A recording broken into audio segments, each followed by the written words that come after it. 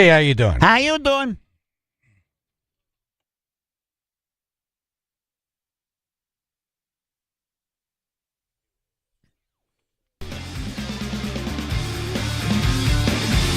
Emily Sierra in studio. Good morning. Morning. Good morning.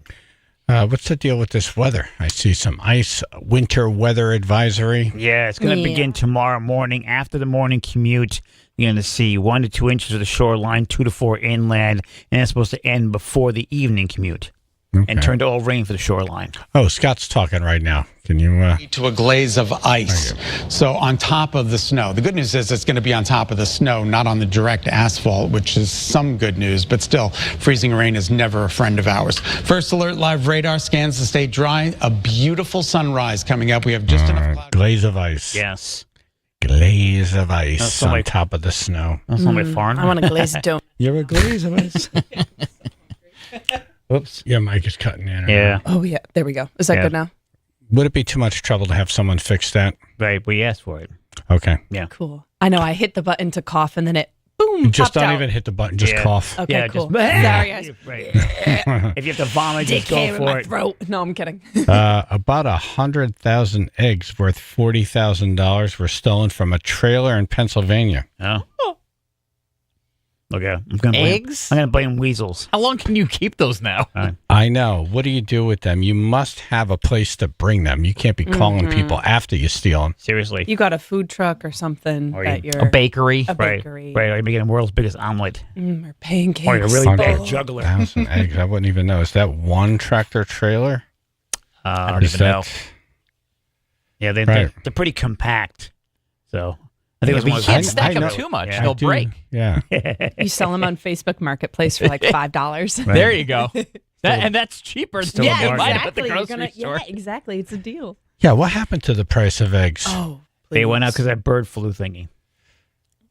It's funny. Everybody's blaming Yeah. it was Biden. It was Trump. Right. It's like, can you just Right. say it's a bad year? A bunch Right. of birds died because of the bird flu. We can handle it. It's not a political problem. Seriously, yeah. Birds got sick and then they died. Right. Had to kill Some of them were off. killed. Right. Some of them just died. Right. And then the eggs go up. Right. That's how it works. They have to blame each other. We can handle it. 100,000 next What time. was a dozen eggs and what are they now? It used to be like $4, right? You I can don't get know. them for under four I if you don't bought know. the cheaper ones. Yeah. Sorry, I get the organic ones because I'm not trying to. Yeah, eat those all are like the- 5.5, 6. Yes. And now Yeah. they're like 8. Oh, I know. I get them actually at this local farm by my yoga studio. I drive by. They have them themselves. It's $7, and I'm supporting a little family. Yeah, It's like that's retired great. couple. It's so sweet. Yeah. With folks by the free range eggs, it's like, because they're free. Yeah, they do kill them eventually when they catch them. I'm free. I'm having a wonderful life.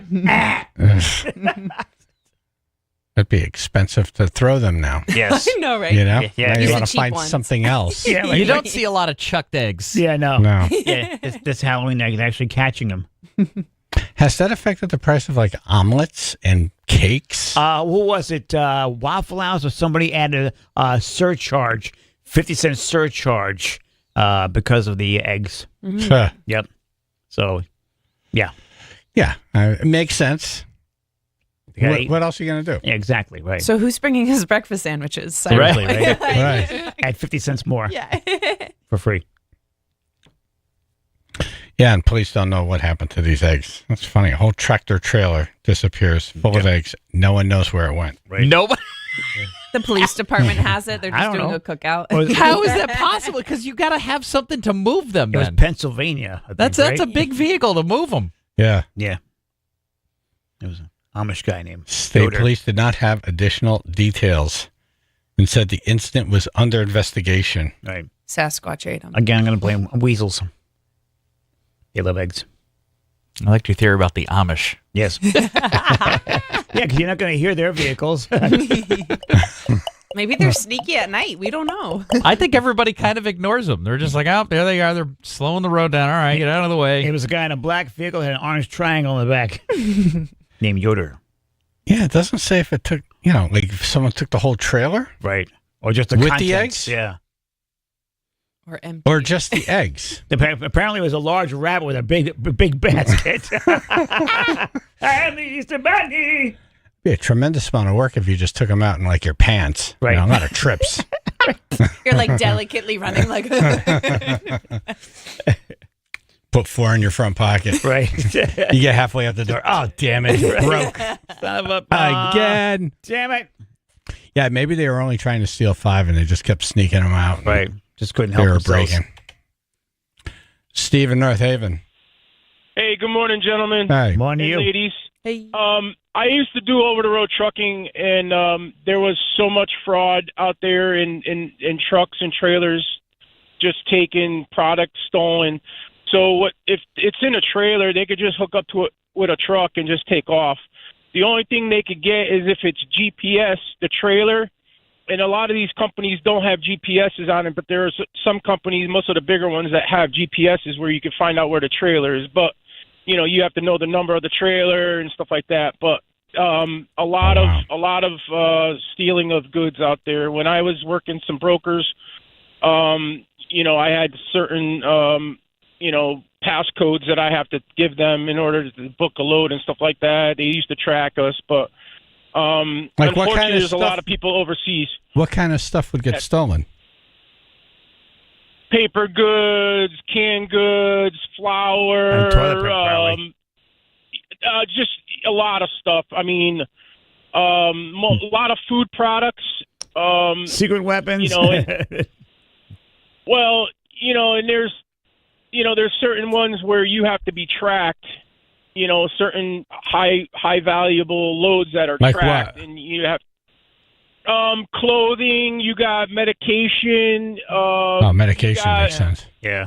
You got some stuff that's top secret that they don't tell you what's inside the trailer. Nice. Wow. One of my friends carried. Actually, it was funny. It was bull semen from a place, and it was a high val load. Literally. That was, Literally. yeah, That's yeah. They were. that is not a spill you want to clean up if the No. truck goes over. Yeah, I'm good. Yeah, Just get no. a hose and I'm That's good. one where know- the truck goes over and they just say hazardous material. We don't know what it is. Yeah.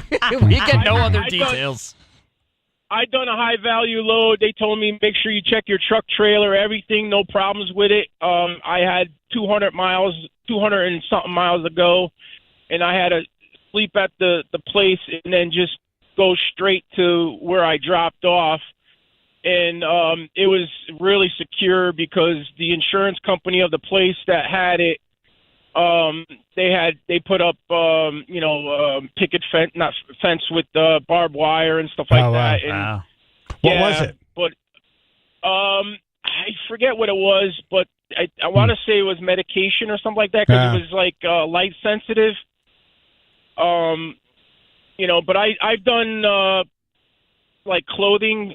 There's high value clothing that we take. That same thing we have to, when I worked for a big company, we used to have to call in, do on our call com where we were there, and then there's certain places that you can't park because a lot of people get their goods stolen. Well, Young Chaz goes through that. He's moving hundreds and hundreds of thousands of dollars in art Yeah. in his truck. Yeah. And he has to travel through different states, and he has to pick where he parks that truck at Damn night. straight, yeah. It's insured, but Yeah. at the same time, you don't want to be the one to call your boss and say, hey, It's missing. I don't know where the truck is. Yeah. You know that priceless, Well, irreplaceable art you entrusted me with? It's that one of I don't a know, somewhere kind. else. You'd Gone. be surprised if they know what's in that vehicle, where it comes from. They have people, they'll follow you. I had someone that followed me, and I was on the phone with my dispatcher, and they said, get off in the rest area. If they follow you, just get back on, and then, Gee, make thanks. sure and go somewhere. Right. But, Begin well, evasive maneuver. You're just And trying to try figure to out, lose are them. they really following you? Right. Yeah. Yeah. So Well, go to the rest correct, stop, but- and then, yeah. I'm going to wrap it up But here. even in your car, a lot of people don't pay attention of their surroundings, and that's why there's a lot of robberies and stuff like that because they're not watching it. But Right. anyways, but we had a list where I worked of truck stops we could not. You have coffee we on could the not truck park today? at. I have coffee and I have also tea. So, Nice. Nice. Double And tea. Double What kind of caffeinated. tea? Yeah. well, I have hibiscus, I have matcha tea, and then I put amla. He's got a whole tea cart. You got a No, cab. hold on, we're not done yet. So I put amla, I put pomegranate powder in it, I put ginger, I put some Cocaine. lemon in it, and Did you raid I my put, cabinet, Steve? What? Are you in the truck now? no, I'm in a car. I don't do over the road trucking anymore. I work. I Oh. work. Used to. Yeah, I got a state job now. Thank God. Nice. So Okay. yeah, it was. That's Well, you're why I one of haven't the heard- state employees that actually goes to work. Yeah, seriously, man. Yeah, but he Well, distracts everybody else the go whole you. time Yeah, he's he's like, talking. you guys about want a tea? I got Go matcha. you. I got pomegranate. They want him I to get- stay home. I get Come picked teabag. on with my tea, but you know what? It makes me healthy and. Steve, you mind if I go? Yeah, go ahead. All right. All right. Sorry, Steve, we'll gentlemen. talk to Have you a good later. day. No, I enjoyed every second of this call, but Yes, thank you. thank you, Steve. He's got a pretty good thing going on. Damn straight. Yeah. I think he's healthy with the tea, but then he probably goes and has like a double sausage, egg, and cheese for breakfast. Can make that too. Kenny, Long Island. Good morning. Happy hump day. Hey, you Morning to too. you, sir. So I was discussing the price of eggs with a coworker the other day, and they said if I'm not mistaken, eggs do come from chickens, right? Yes, so far. If the bird flu is the reason for the price increase in the eggs, why has the price of chicken not gone up? That is a good. I think that it's is a two good reason. different types of chicken. There's the The eating chickens. yeah. I think they know, like they don't walk out and say, we're gonna let you lay eggs and you Right. off with your head." Furthermore, you're There's the eggs. two different Yeah. farms for that. One's an egg farm and the other one's a meat farm. Right. Also, And- all those eggs that would have hatched though, maybe we'll see it in a month. Maybe we'll see it in 6 weeks. Right. Yeah. I know the bird flu is definitely decimating some of the duck farms here on Long Island. It's Oh. like they're That sucks. completely wiped out. They're all like small family-owned farms for like centuries, and they're just getting killed right now. That's what we could do to help is to buy eggs off of those little street side, Absolutely. Yeah, yeah. that's what I'm doing. Help them out. It's fun. farms. And it's the same price, no tax. Come on. Right. Right. Mom made them herself. Yeah. Yeah, but then you got to carry cash. Don't be one of those people who take and don't leave money behind. Yeah. My Hate it. God. You go to hell. Oh, yeah. I hate those Yeah, we're people. gonna track you down and find you. We will. And I'm a bounty hunter for those people. And we'll teabag you. all right, Kenny. Yeah, we'll stick you in All the right, have a good passenger one. seat Thank you. with Steve. All right, the top 10 Super Bowl halftime shows. The best ones. Oh, Yesterday we did the worst. Today the best. 203-882-9757. Chaz and AJ in the morning.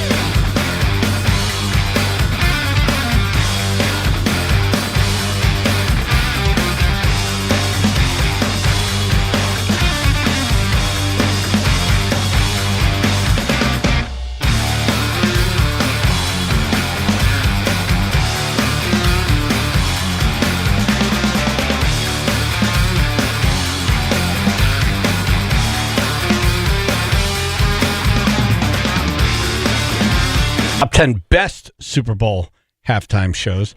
Sean and Westbrook's doing the list. He's been to every Super Bowl since Super Bowl 33. Really? What? Which was John Elway's last game. Nice. But here's the kicker. Here's a kicker. He hasn't paid for any of the tickets. My guy. Dude. He's your sugar daddy. Dude. You're a sugar mama. How did you do it? I win contests, and I used to win them from a New York sports radio station that used to do trivia, Yeah. and they give away tickets every year. And I just enter all different kinds of contests, and I've been really lucky. And I'm just a big football fan. I just make it my mission to try to get to the Super Bowl every year. Nice. Like you, Chaz, I'm actually a Cowboys fan, so I've never seen Cowboys in a Super Bowl. I've been waiting. Yeah, one of these days. Yeah.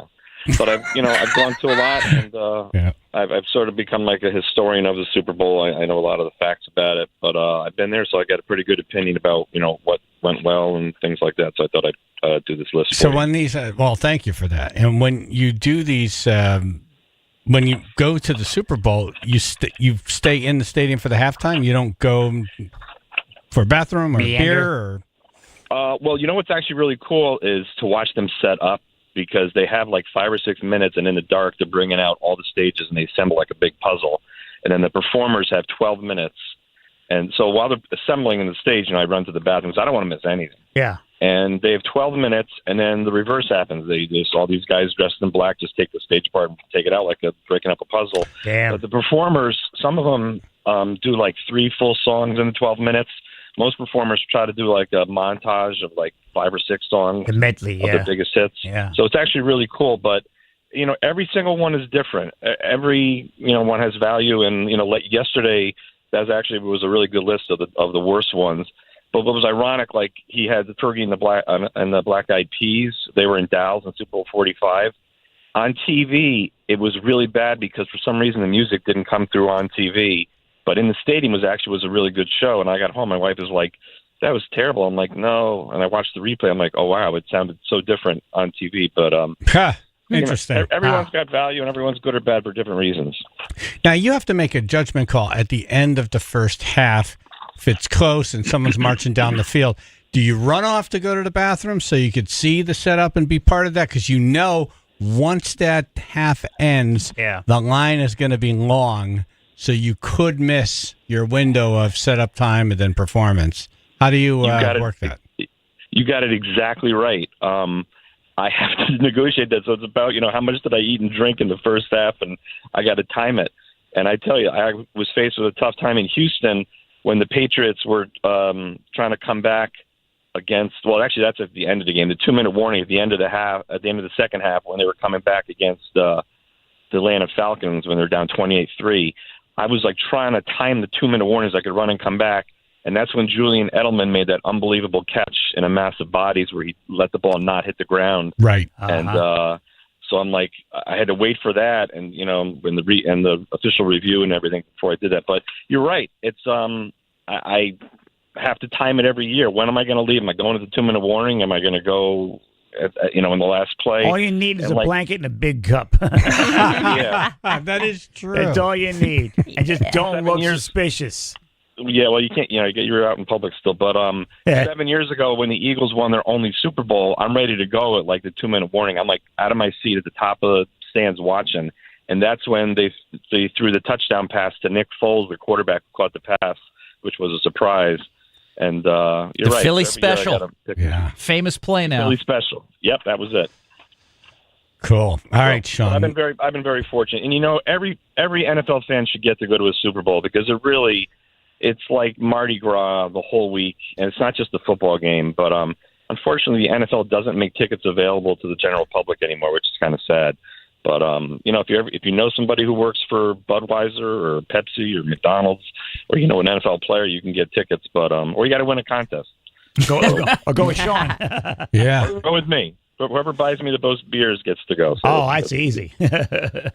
All right, so top 10 best Super Bowl halftime shows by Sean and Westbrook, who's seen them. Yeah.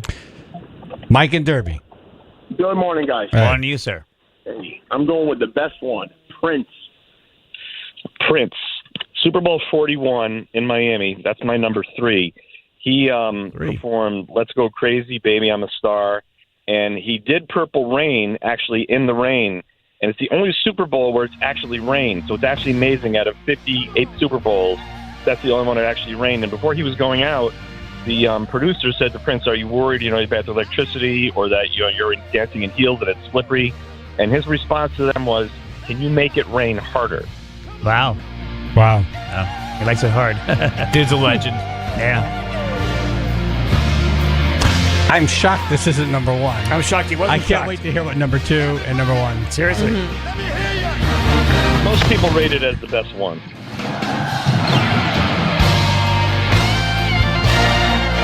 He was really good. Yeah, folks, got their money's worth this one. Most people, but not Sean. No. Yeah.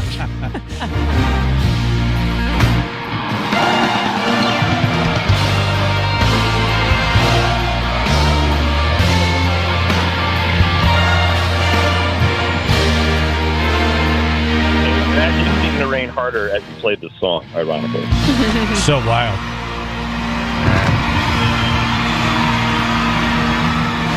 Brain? Morning, ladies and gentlemen. Happy hump day. Yo. How about Aerosmith?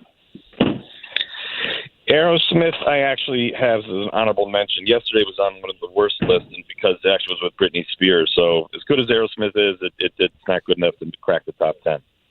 All right, later, guys. Brain, don't touch the wire. There's water There's a live power line on the any stage, power Brain. line. Don't. Prince must go on. You'd think he must. I think he's learned by now. Joe in Torrington. Hey, good morning, guys. Hey. I can't decide either the Who or Michael Jackson. You got to just pick your hedging your Can't you bets. pick one? Let's go with the Who. That's a large spectrum right there, sir. Pick one. Let's go with the Who. All right. That's the right choice. The Michael Jackson was a response to when In Living Color actually did a halftime show to take over the NFL's TV viewing because the halftime was so bad. But that's not in the top 10. But the Who, I got at number 5. Super Bowl 44, which was in Miami when the Saints beat the Colts. They played their set was great. They played Pinball Wizard, Teenage Wasteland, Who Are You, and Don't Get Fooled Again, and it sounded great. And it was it definitely deserves to be in the top 10.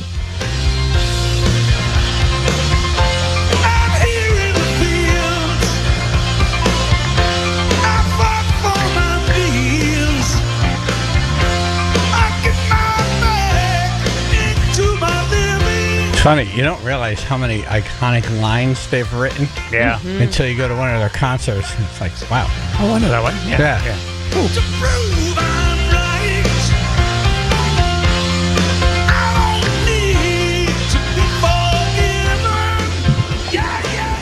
Peter and Hamden. Hey, how's it going? Good morning, everybody. Morning, you. Hello. Hey. So, it was a few years back. They had like all the rappers from the 2000s come out. Like 50 Cent was doing the Oh, yeah.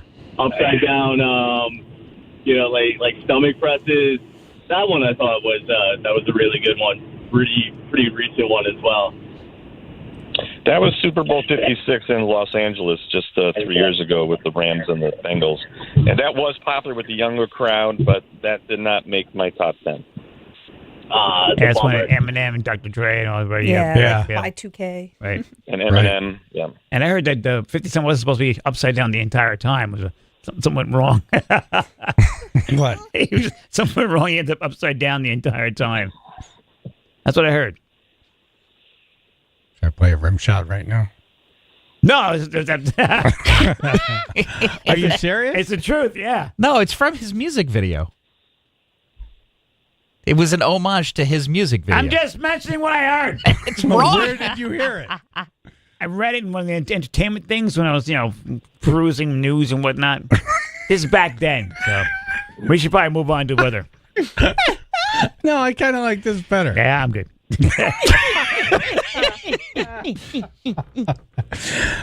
Can you tell AJ's feeling better? Yes. Okay, very good. It is a good sign. Yes.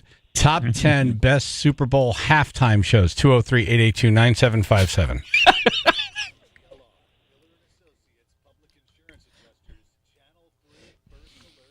Mostly sunny, increasing late day clouds today, low 30s, 27 Woodbridge.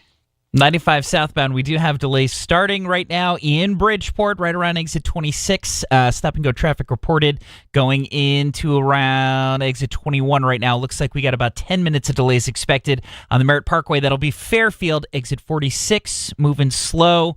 Delays about 10 to 15 minutes there as well. This traffic report brought to you by Mothers Against Drunk Driving. For victims of drunk and drug driving, your grief is unique, but you are not alone. You always have a place at MAD. Call the 24-hour victim helpline 877-MAD-HELP or visit mad.org. That's your Chaz and AJ Connecticut Lottery traffic.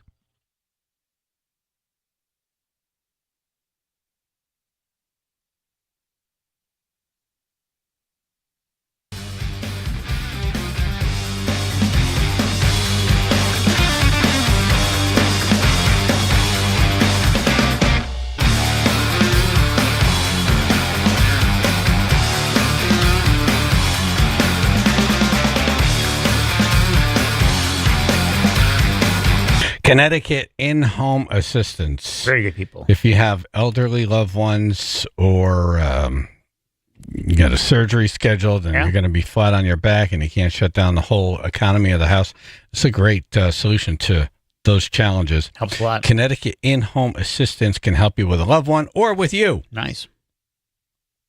Companions, homemakers, personal care, cthomecare.com. Be prepared. They've been in business for 24 years, operating in Connecticut and county, round the clock or just shifts. Yeah, or we're going on vacation. We need someone to check in on mom, kind of like a pet sitter, but for mom or dad or exactly both. Right. Yeah, check in on them. And they'll take care of everything.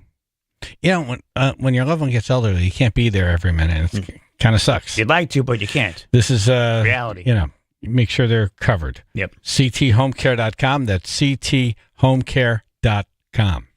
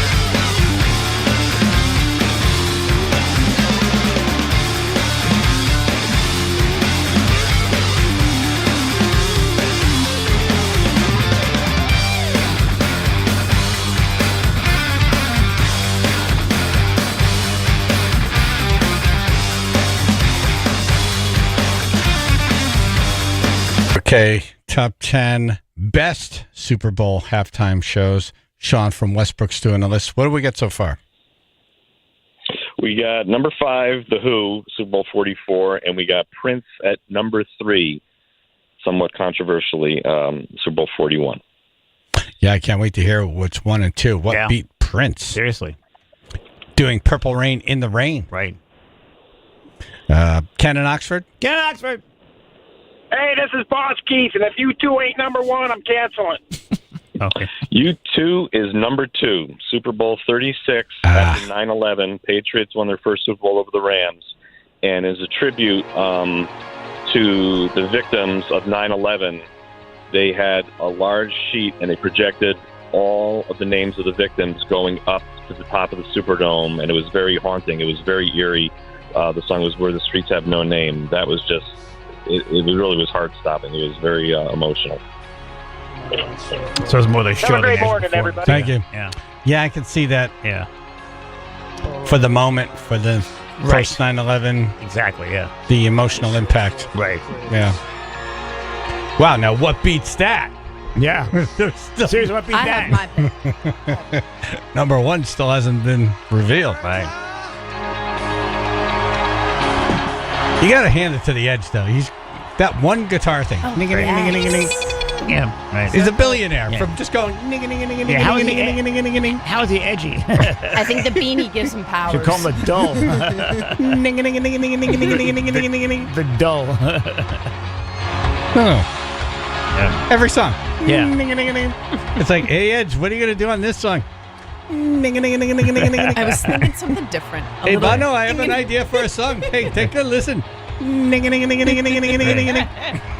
That's good. It's good. Yes, you do it. Yes, you do it. All right, there's 12 other songs on the album. What are you going to do? I want to run and hide from the edge. From the Edge, he just keeps following me around going ning. For God's sake. I want to kill him. I want a guitarist. The Proclaimers were like, I will walk 500 miles to get away from that. Right, or for the Edge's gig. Mary in Stratford. Good morning, all. Good morning. Hi. Let's see. How about Janet Jackson and Justin Timberlake? Well, that was number 1 for the worst. That was Super Bowl 38 in Houston with the wardrobe malfunction, and that just missed. The That boob was tube. honorable mention, just outside the Yeah. top 10. And he actually performed again at Super Bowl 52 in Minnesota, but he did not make the list. Mm-hmm. Solo that time. Yeah. Oh, bummer. All right. Janet thanks. Jackson Have a was good thrown day. under the bus on that one. Thank you, Mary. Oh. When you were in the stadium watching this show, was the boob thing a factor? Did you see it on the screen? The Jumbotron. When I win these tickets, 95% of the time, I'm in a nosebleed seat at the top of the stadium. Oh. And I actually was I'm not facing the way the TV cameras are. I'm on the other side, which are, it's not the preferred side.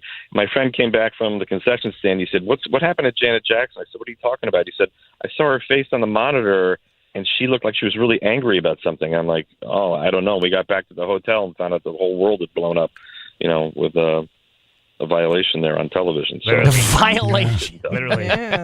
So that's another one. The television people saw something. And, Yeah. yeah, Most and of then the people ironically, when the second half of that game was about to start, which was a few minutes later, some guy in a full referee uniform ran out in front of the Carolina Panthers kicker John Casey and had a breakaway referee uniform, and he ripped it off, and he was in a thong with some English website on his back in big letters. And the TV didn't show that, but if you watch it in the background, you can see them tackling the guy and hog-tying him and dragging him off the field. You know what's great is that company probably paid a lot of money for that guy to do that. Yeah. And, He did it. And he got so upstaged by Yeah. Janet Jackson. Nipplegate, yeah. Well, some guy did it last year in Las Vegas. He actually placed a bet with a casino that there would be a streaker on the field, and he actually jumped the fence and ran onto the field, and he had to pay like $1,000 fine and went to jail, but he won like a $10,000 bet. I think they refused to pay him. Oh. Oh, because it was him. He covered Yeah. the bet, though. It wasn't me, so. Not yet, no. Are you going to this one? Oh, yeah, I'm leaving Friday afternoon. Nice. And you got a free ticket? Yep. and I'm taking my my daughter's boyfriend, who's an Eagles fan. So as a Cowboy fan, it's going to pain me to root for the Eagles. But I'm tired of the Chiefs winning. So we need to somebody different. Beef man. Good morning, all. Hey. Beef. I thought Bruno Mars was good. I'm not a big fan of him, but I thought he put on a really good show. That was a good How show. about Bruno Mars? Yeah. He was good. He sure did, and was good enough to be number 4, and that was the Super Bowl in New Jersey, Super Bowl 48, when the Seahawks smashed the Broncos. He sang "Locked Out of Heaven," "Treasure," "Give It Away Now." Well, actually, the Red Hot Chili Peppers joined him on stage to do "Give It Away Now." Right. That was a combination of singing and dancing, showmanship. He was awesome. I thought so as well. Thank you, Beef man. Thank you. And he was playing the drums too, I remember. Yeah, he got on the drums. He was really smashing them. Yeah. Nice job. He's a tremendous talent. He's a I like him, star. yeah. He's tiny, though. You know what this song needs? Nigga, nigga, nigga, nigga, nigga, nigga, nigga. Yeah, George. This reminds me of the Police. Yeah. And then he brought Sting out with him to do this song at an award show. I'm like, all right, okay, you heard it too. Right. Yeah. All right, good.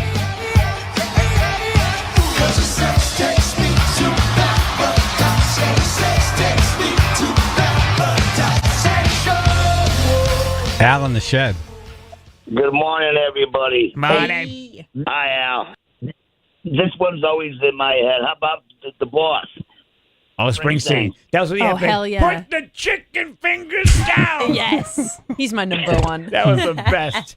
I want you to do it. I want you to put the chicken fingers down. Super Bowl 43, when the Steelers beat the Cardinals at the end of the game. Number 8 on my list is Bruce Springsteen. He sang "Born to Run," "Glory Days," and he rocked it. All right, I made the list. I'm happy. A little low. Here we go. Bring the righteous and mighty power of the E Street Band into your beautiful home. I want you to step back from the guacamole dip. I want you to put the chicken fingers down. Sounds better than chicken wings. Right. Yeah. Yeah. The cadence is better. Yeah. Chicken fingers. Yeah, yeah. And next one. Anybody alive out there? Is there anybody alive out there? I'm choking a chicken finger. Where were you when this was happening, Sean? Oh, I'm watching it in Tampa. It was great. It was fun. Nice. This was a good performance, though. Such a good one to open So with, great. too. He had me chicken fingers. Little tear. Band sounded great. How was this only 8? Steve, come on. Right. My number one. Annetta in North Haven, and then we'll wrap it up. Hello. How about Prince? Purple Rain in the Rain. Yep, you got that ready. Got that. Not even number one. Sorry. Number 3. Number 3. Sorry, I Do missed you have another guess?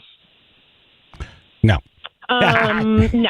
No. Nope. Thank you, Annetta. Nope. Chaz says no. Thank you. Yeah, Bye. sorry. She knows the rules. Yeah, we just have to wrap it up here. All right. Let's hear it. The top 10 All right. best Well, Super Bowl halftime shows. We got half of them. Just making the list at number 10 is Coldplay for Super Bowl 50. Bruno Mars joined him and Beyonce because it was they did a recap of all the Super Bowl halftimes. They did a little video. Number 9, Rolling Stones in Detroit, Super Bowl 40. Start Me Up, Rough Justice, and Satisfaction. 8 was The Boss, Bruce Springsteen. Number 7, Tom Petty and the Heartbreakers, Super Bowl 42 in Arizona. They did American Girl. He was great. The Who we got at number 6. Katy Perry was on yesterday's list for the worst, but I also had her on the best because she did a lot of her big hits. Roar, Dark Horse. She came out on A Huge Lion. I Kissed a Girl, Teenage Dream, California Girls, The Shark Couldn't Dance with It, and Firework. And Lenny Kravitz also joined her for I Kissed a Girl. And, a lot of people don't like her, but from a showmanship, it was a really good show. Her singing, if you listen to it, her voice really didn't hold up that well live. But it was an entertaining show. Number 4, Bruno Mars in New York with the Red Hot Chili Peppers. 3 was Prince, classic in Miami. 2 was U2, Super Bowl 36. Number 1, from a showmanship, entertainment, and the quality of her singing, it was really the best one. She did all her big hits: Poker Face, Born This Way, Telephone, Just Dance, Million Reasons, Bad Romance. Lady Gaga in Houston, #1, came down from the roof to start her performance, which was amazing. And if you watch it, she really did a great job as a showman. So that's why she's #1. Wow. Yeah. I love Lady Gaga. I love that. Gaga. I would not have picked this one. No. And Michael Jackson didn't even make the list. He started the whole genre of doing some kind of a special show during halftime. Yeah. Yes, he did. Yep. All that work Honorable for, mention. all that work Yeah. for nothing. All right. Sean, thank you. Yeah, man. Great job. My pleasure. Well, let's. I don't know if we're going to have time, but let's check in and see how Ruth's doing with our illegal Super Bowl square game. Ah.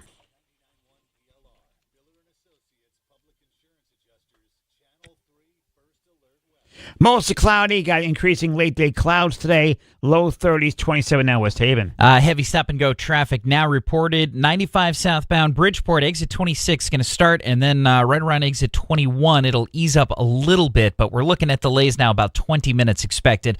On the Merritt Parkway, that's going to be in Trumbull now, backed up around exit 48, moving southbound through Fairfield. This traffic report brought to you by Mothers Against Drunk Driving. For victims of drunk and drug driving, your grief is unique, but you are not alone. You always have a place at MAD. Call the 24-hour victim helpline, 877-MAD-HELP, or visit mad.org. That's your Chaz and AJ Connecticut Lottery traffic. LeClaire. Wow, that's good. Getting there. Wow, you're back. Getting there. LeClaire Heating and Air. Yes. Gonna be cold. Yeah, very cold. Oh my God. In another month or so. El Burr. And then we get some reprieve, and then it's the air conditioner's on. Yep. Yeah. So make sure all of your units are running properly with LeClaire! Have him come over and service them. If you need heating oil or propane, call LeClaire! 203-735-1700. That's 203-735-1700. Or HVAC.com. If you should have an emergency, you wake up to a cold house, your furnace went down in the middle of the night.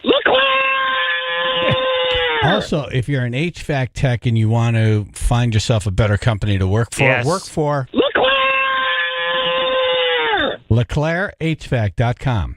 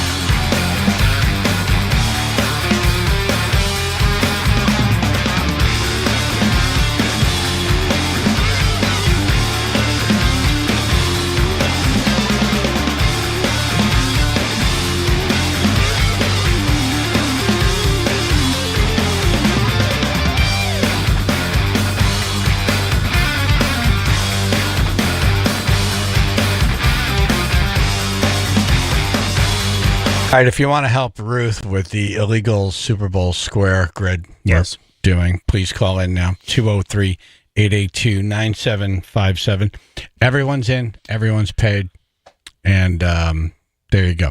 Cool. The only thing I think is if you're one of those people who whine if you lose, like, oh, you did this wrong, did that wrong, can you identify yourself now so we could buy you out? I will buy your squares. No whiners. Like, this It's just better. We're just trying to have fun. And That's if you're it. going to whine on Monday, if you don't win, just let me buy your squares right now. Right. And there are other people, by the way.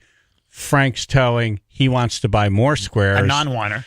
Sky Wells wants to buy more squares. So we'll get you covered. But just tell us now so we can refund you before this happens. Save ourselves a grief on Monday. Yeah. All right. So, Ruth, what do you do next? I guess I fill out this grid. Yes. And Where are you starting? okay, so I have a random number generator. No. Huh? No, that's last. The numbers are Oh. last. The names are first. Okay. Yep. All right. Then I'm going to write the name in each square. And if Okay, they have more dear- than one square, I'm going to put them in different squares. Yes. In different rows and columns. The original list is the order in which people bought squares. Yes. So I would do that. Go down that list because that's how they would have filled their squares out. Do Like I the person who's first on that list would have had first shot at that grid. Okay. And so you just, I don't know, put them in the middle. Yeah. In the middle. Yeah. How Okay. many squares does the first person have? Hold on. You know what? I don't want any part of this, actually, because I don't want to hear this on Monday. Why? You can be part of The person Is there has- anybody who wants to give Ruth advice how to do this? Yeah. Just forget everything I just said. Yeah. I suck at fantasy football, so obviously he Right. can't even do this. By the way, it's $2,000 we collected. Wow. It's $1,000 for final score, not end of fourth quarter, final score. Right. $500 for halftime, $250 for first, $250 for third. Nice. Nice chunks of change. Yeah. Take that all day. All right. Al? Why don't I just come down there and give her a hand? It'll just take 15 minutes. Where's this hand going to go exactly? Wow. But the problem is we have to buy your squares. Well, then have her call me. I'll talk to her. We'll go buy. Yeah, I don't know. Yeah, then you win, and then we have problems. And look, Al won this, Al won that, Al won this. I think just randomly. Chaz, you're right. I'm sorry. I didn't even think of that. Yeah, randomly. That'd be funny. Would be. I'm going to continue with the show, Al. Go ahead, guys. All right, thank you. Thanks, Al. Al's just dying to commit a crime with Ruth. Just in 15 minutes. Yeah, come over to the shed, Ruth. Yeah. I'll go to jail. It's okay. We'll fill the boxes together. Yeah. Mike and Shelton? Morning, Chaz and AJ. Why don't you just put all the names in a bucket and then pull one out and then fill in the squares when you pull the names out? It's a lot of writing. We don't have a bucket. We're not that ambitious. We don't have a bucket. Yeah, that's my suggestion. Yeah. All right. Not a good It's one. not a bad one. No. It's just, we're lazy. Yeah. Why don't you just close your eyes and just put your finger down on a square, and then that's where that name goes. I like that. Okay. Yeah. I'll do that. That sounds like fun. Nice. Okay. This is Okay. the slowest part, but it is the part that needs to be the slowest. You got to get this part. This part is the part you need to get right. All right. So you get all the names written in there. Yeah. Right. Okay. Mix Okay. them up as best you can. Mix them up. Yeah. Meaning if they have more than one, I put them in different squares. Right. You don't put all of them in one line. Right. Okay. Okay. So who's first on the list? That would be Chris in the Tinker. He's got 3. He's got 3 squares? Tree. Yep. Okay. So just, Anywhere. Start your- anywhere. Close your eyes. Okay. Okay. Oh, I heard that one. There's one. All right. So you're right. Well, you write them down. Write them in there. I did. That's Oh, his you box did? now. Yeah. Yeah. Okay. Okay. All right, very good. Nice. Now keep going. Yeah. Keep doing this, and we'll check in with you throughout the show. 99 more times. Thump. Chaz and AJ. Yeah, how you doing? I got some ideas for your little football squares. You do. Okay. Want to tell us? Oh, here we go. Well, the one with the most amount of squares bought, start filling those out first so they don't end up in the same rows and columns. And all the singles get filled in at the end. That is a good idea. Oh, yeah. All right. Too bad we started our bad idea. Because if we didn't start our bad idea, we would use your good idea. Yeah, bad idea engaged. I don't know. year. Why do we make any decisions? I don't know. We just know they're going to be wrong. Why do we do a lot of things? Why do we do a lot of things? All right. Well, top story will be how many boxes are filled out when we come back to Ruth. 97 boxes to go. 97 boxes. Today, the governor reveals his budget. Will our taxes and electric bills go down? Please, sir. I'm going with Phil's answer. We'll find out in news.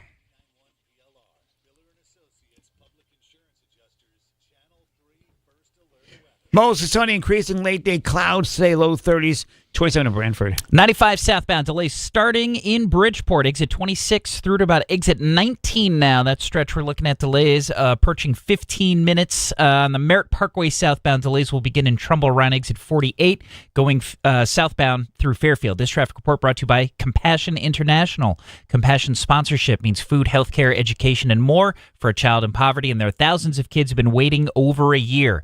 End their wait. Sponsor Child with Compassion today. Text the word radio to 83393. That's your Chaz and AJ Connecticut Lottery traffic.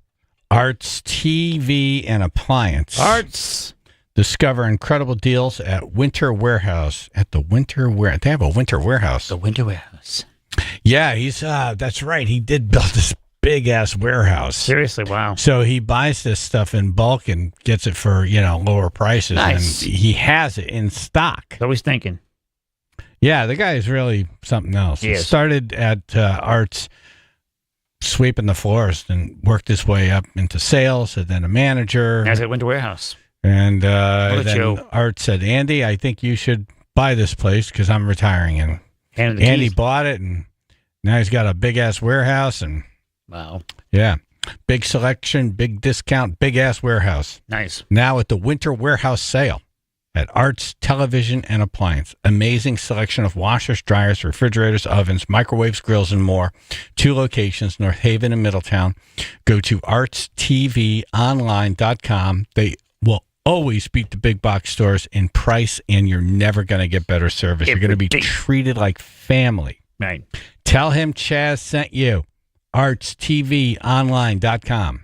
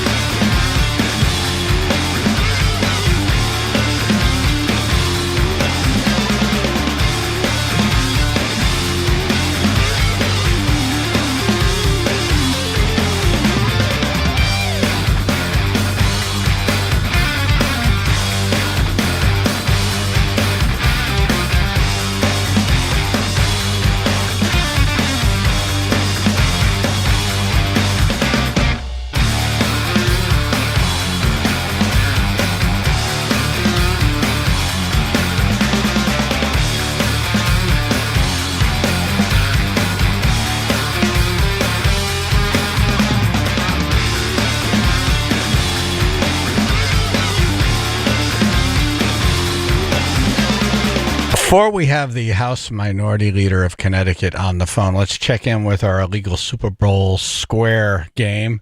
How's that going, Ruth? So far, so good. How many squares? 3. 3. Nice progress. Wow. Well, Nice. Hopefully this will be done by the Super Bowl. Yes. What's happening over there? So what I'm going to do is I'm going to put all the names into a random generator, and then so randomly as they come up, I'll fill them in. And that way I'll know that they're all done because I'll take them out. I think that would be the faster. best way to do it. Gotcha. Yeah. So you're going to throw away the grid that you started? I'll start after these 3. Or should I start over? Or should I not do that? Okay, so the governor reveals his budget today. Will our taxes or electric bills go down? Vince Candelora, House Minority Leader, on the show. Good morning. Good morning. How are you? Good. Do you know any part of the budget that the governor's going to talk about? I do. I think it's generally a little bit underwhelming. You know, your electric bills are not going down. Your taxes aren't going down.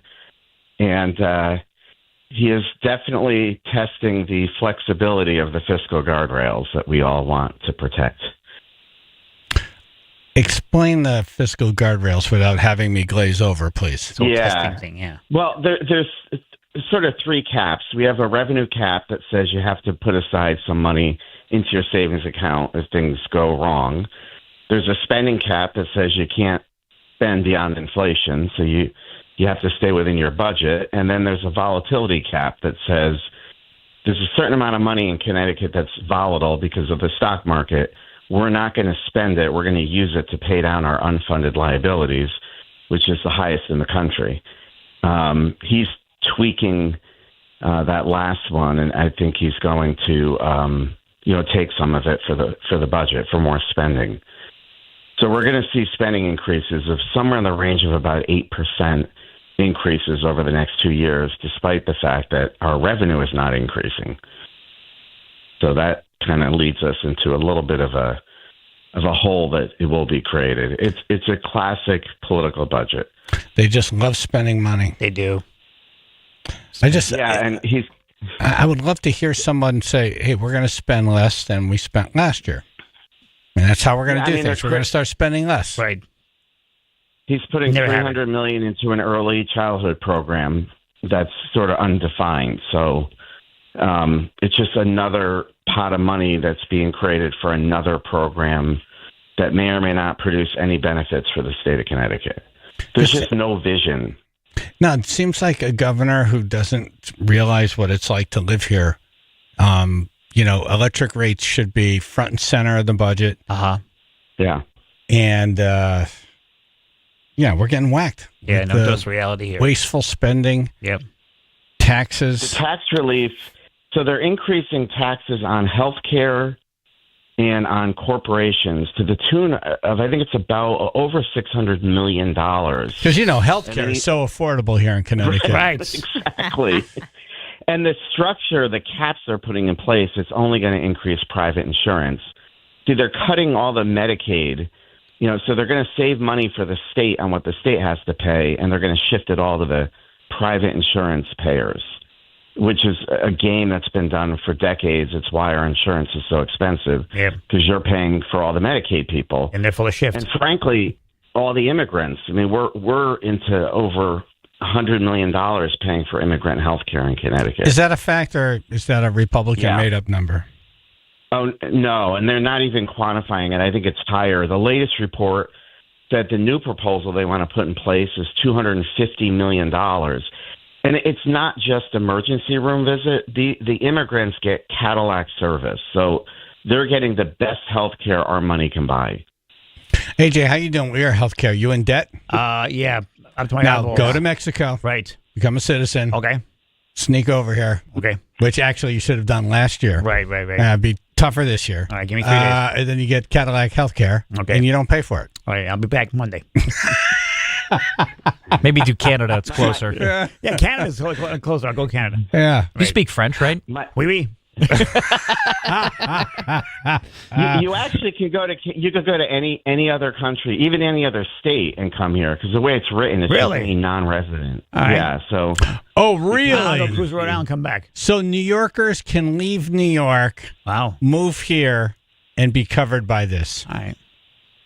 Yeah, because if they're not a resident, you can't verify their residency. So if they go in with no paperwork, they'd be treated as an immigrant. Man, how did we get such? All right, let me hop on the ferry, come right back.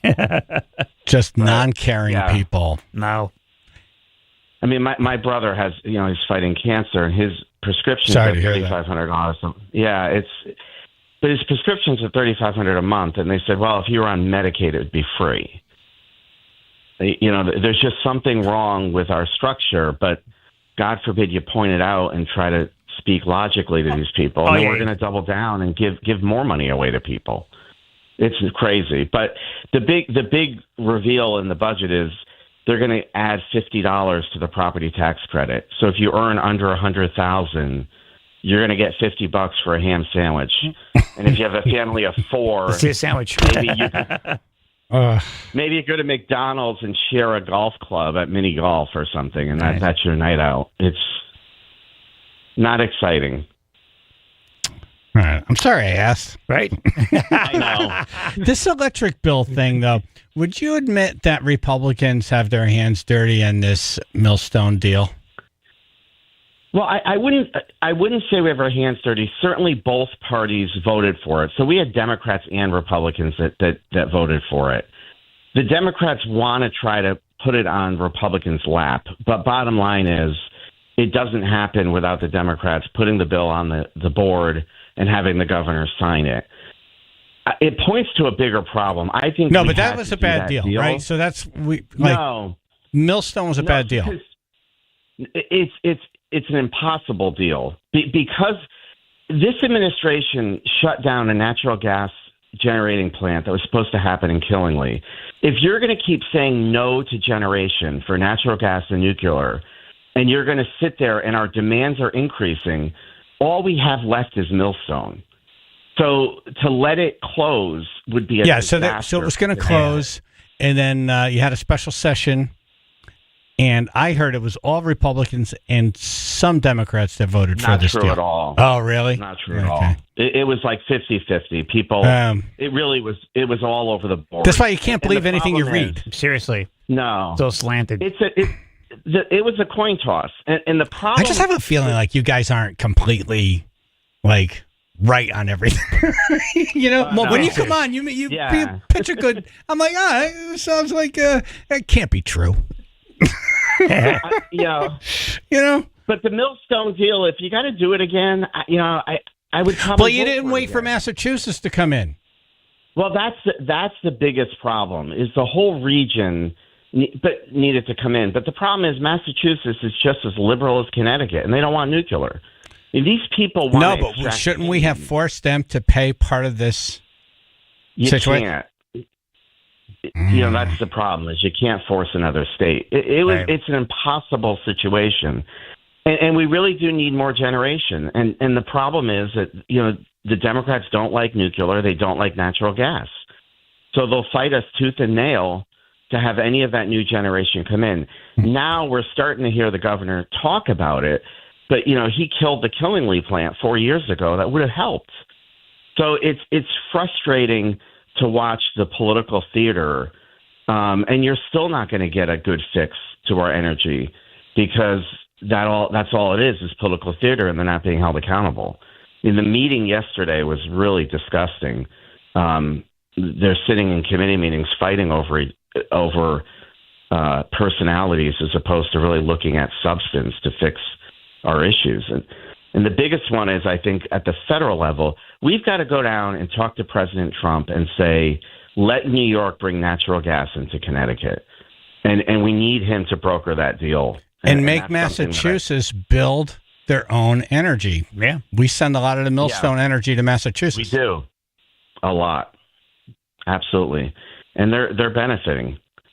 They've been shutting down plants, not building plants, and then now they're getting their electricity from us. Yeah. Millstone's the last nuclear plant in New England, next to Seaside in Maine. So, we do need more nuclear. People talk about conservation, but with data centers and AI, that's sucking up a lot more energy. So as much conservation as you can have, you're actually going to see energy needs increase because of all the technology.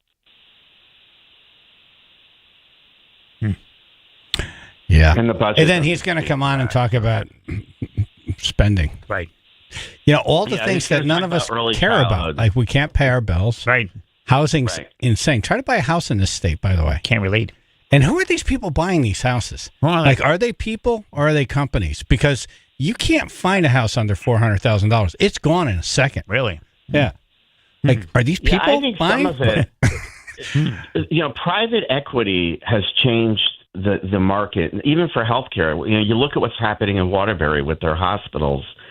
These private equity firms come in and buy up the apartment complexes and then raise the rent. And I don't know how we fix this, but everything has become a stock market debt. And the rich are really coming in and spending a lot of money on these things and disturbing the whole market. So if I were the governor, electric rates, that has to be addressed. Wasteful spending, there's too much of it. Right. Taxes need to be reformed. Fines, fees, or taxes, by the way. All these fees, the red tape for businesses to start, and housing is just too much. He's going to come out and say all these things that really, no one cares about. He's running, right? He's running. I don't know. He may be running from the building after he's done this session because I think the Democrats, as bad as this budget, I think it is, the Democrats are going to want to double down and spend even more. So he has a challenge on his hands to try to moderate. I just think he put the football in the wrong place. He's starting from the wrong line because coming in and saying, I'm going to blow through the volatility cap, he's taking almost $500 million from that cap to spend more money. The Democrats are going to try to double that. Well, good luck. Yes. Yeah. What are you doing for Super Bowl? Going to a friend's house like I always do, and it's a rough one this year. The Eagles is a brutal team to support, and Kansas City. I guess I want to see a three-peat because I don't want to see the Eagles win. Really? Being a pathetic Giants fan. Oh, okay. You're with Phil then. Phil will not be rooting for the Eagles. I have never been more disappointed for a Super Bowl matchup. Yeah, exactly. And what do you make for Super Bowl? You bring something over there? I do. Last year I did a what do you call that? I did a tenderloin. Nice. That's why you get invited. With the pastry. It's true. Yeah. Tenderloin. Not that you're not a great person. Right. But that helped. Yeah, you just show up with popsicles. Maybe you're not going back Yeah, this you year. don't get re-invited. Yeah. Yeah, I'm the Italian that likes to cook, so Nice. I guess I am popular for that reason. Nice. Real quick, that car tax bill, that's not going to happen, right? Which, the cap?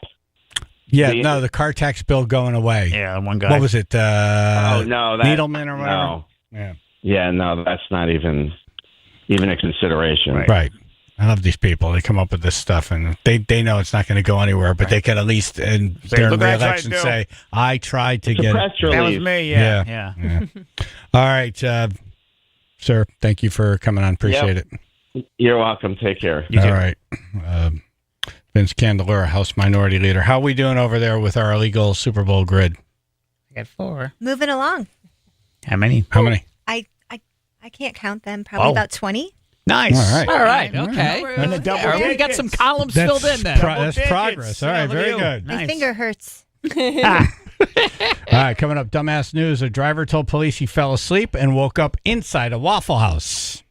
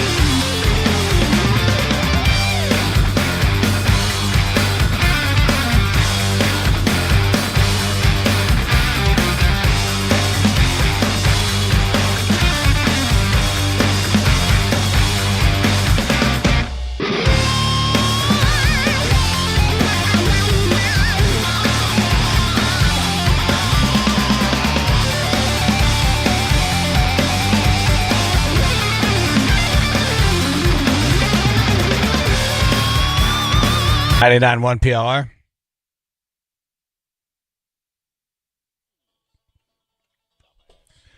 Comedian Emily Sierra in studio. Morning. What's up?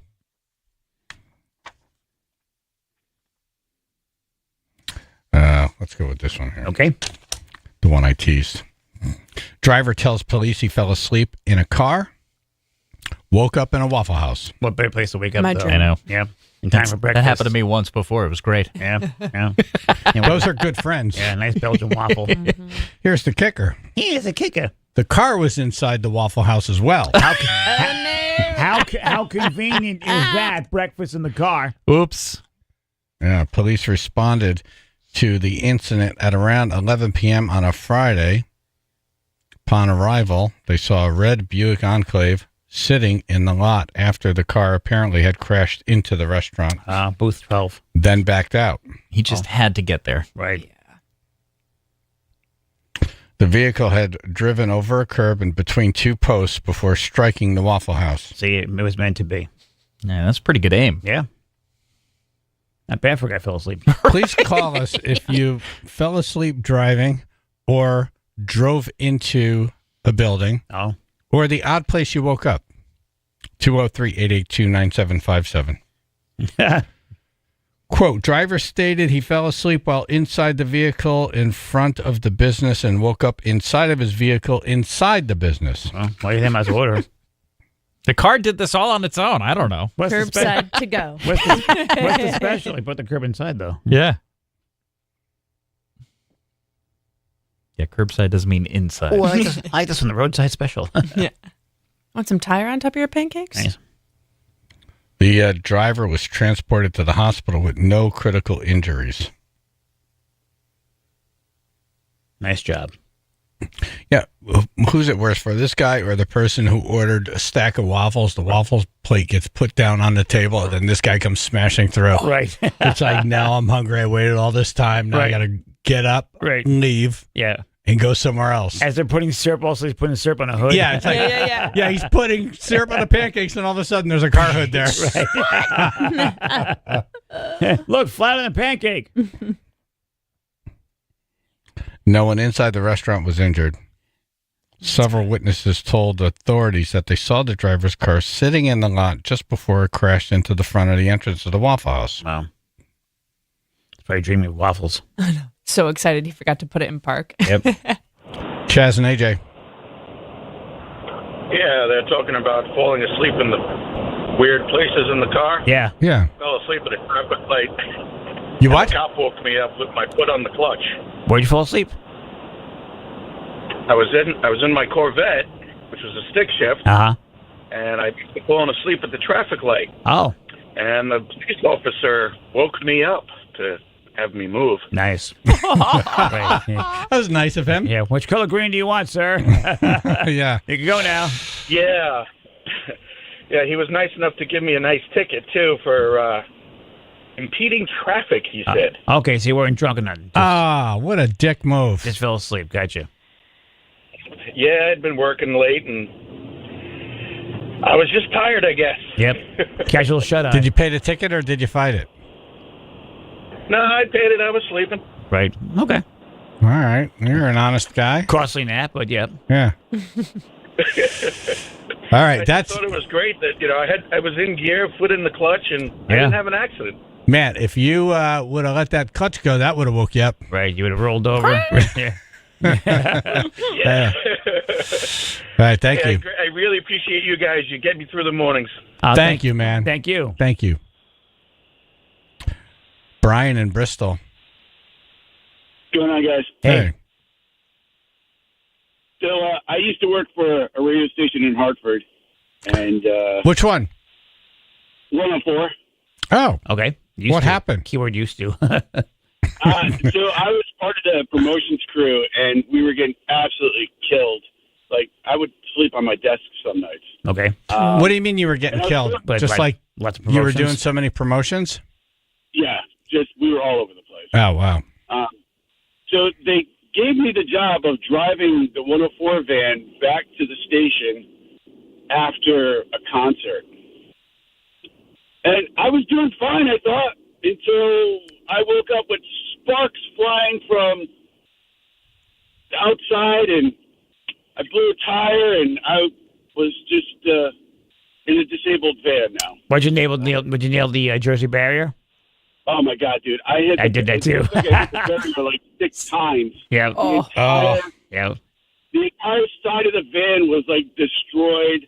Tire was blown out. Cop was like, when he came up, he's like, "Did you fall asleep? What happened?" I was like, "No, man, there was a raccoon." Right. Nice. Oh, that's good. Nice. Blame a nocturnal animal. Go for it.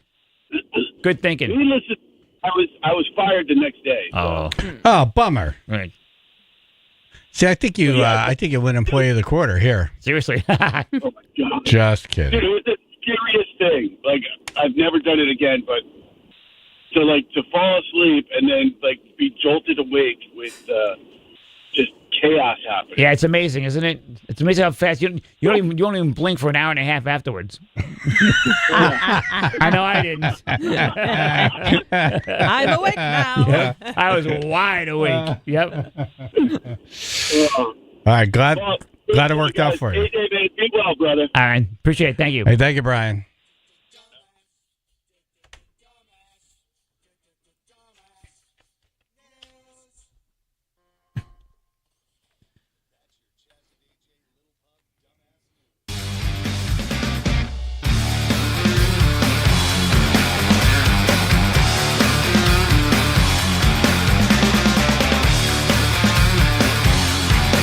Mostly sunny. Got some increasing late-day clouds to the low 30s. 24 now, Wallingford. 95 southbound delays will start in Bridgeport. Exit 26, stop-and-go traffic reported through to about exit 19. Looking at delays around 20 to 25 minutes right now.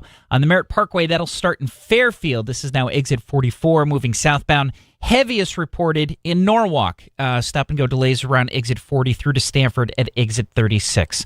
This traffic report brought to you by Mothers Against Drunk Driving. For victims of drunk and drug driving, your grief is unique, but you are not alone. You always have a place at MAD. Call the 24-hour victim helpline, 877-MAD-HELP, or visit mad.org. That's your Chaz and AJ Connecticut Lottery traffic.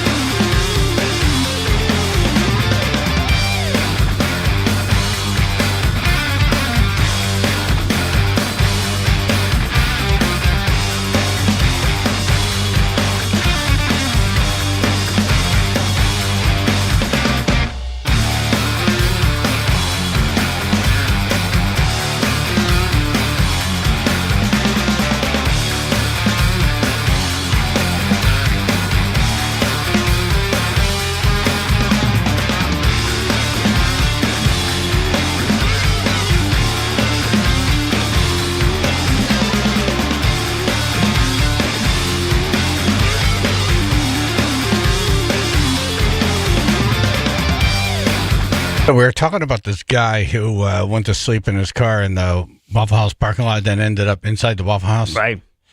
Wasn't his fault, of course. Right. The taste of drives you I don't there. know what happened. Yeah. Car wanted it. We have another story here about driving, and this one's in Connecticut. So if you have one of those driving stories, you just oh, I'm over here now. Yeah. Yeah, amazing accidents where you escape death. Right.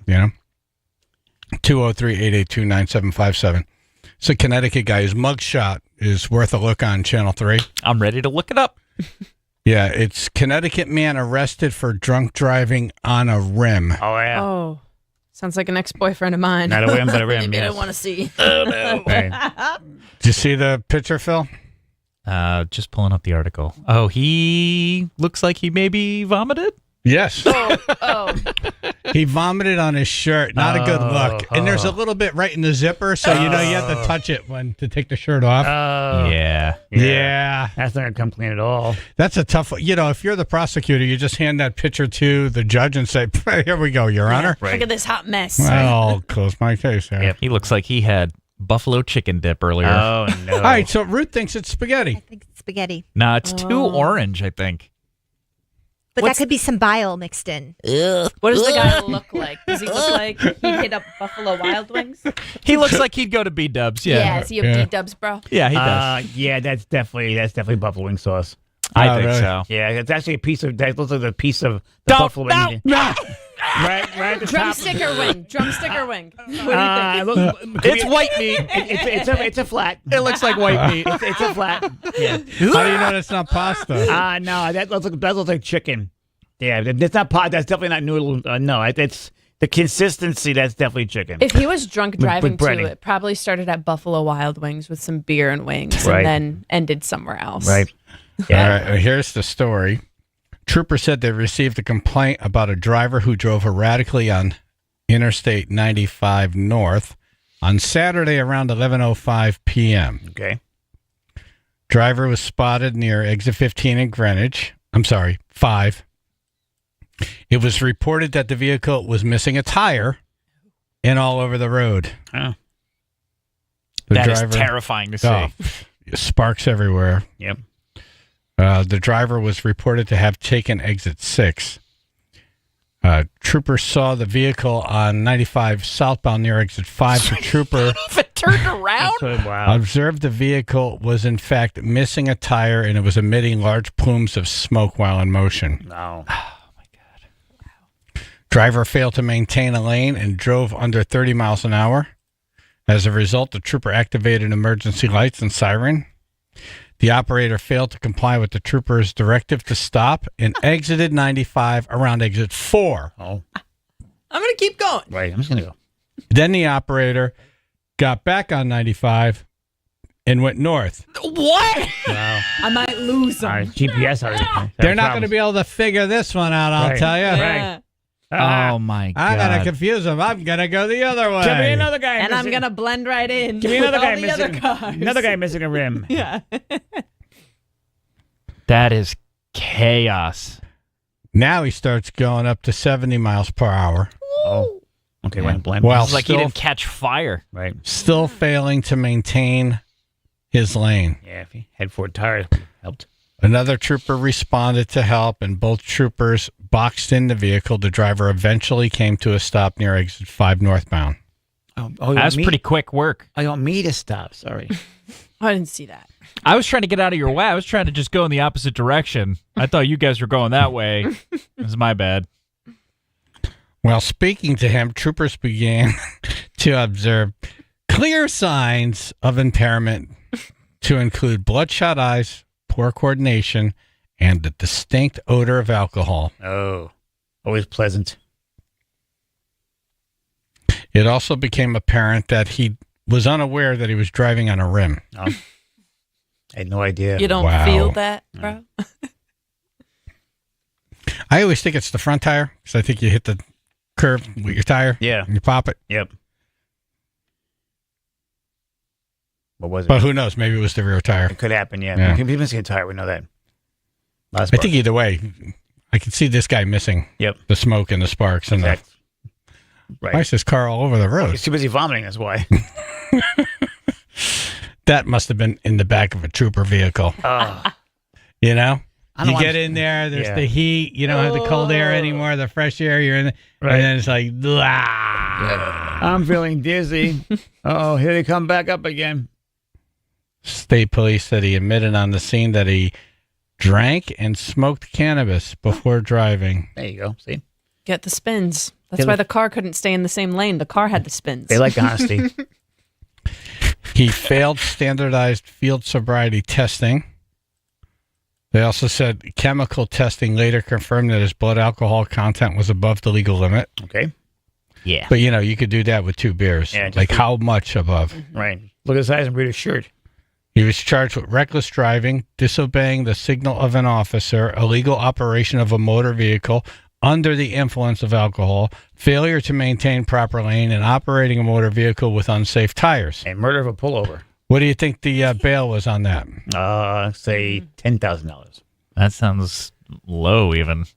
$2,500. $2,500. What? Oh, nice. They let him basically walk out the door. Wow. Right. He's just dead. In Connecticut, they probably gave him the keys to his car. Yeah. And, here you go. Put a new tire on. They probably for never you. took the Yeah, keys. we put the tire on for you. And here's a coupon from Wings. What's his boy's name?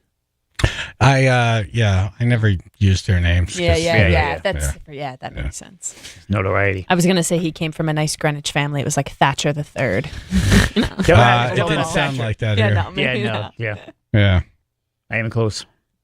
Call in the accident you had that maybe not drunken driving. Right, yeah. Yeah, we don't want to do drunken driving. No. But Tribe's had amazing accidents. Right. I mean, where you look at the car, you're like, how the hell? That person didn't make it. Yep. But if you were in that car and you made it, call in. Right. 203-882-9757.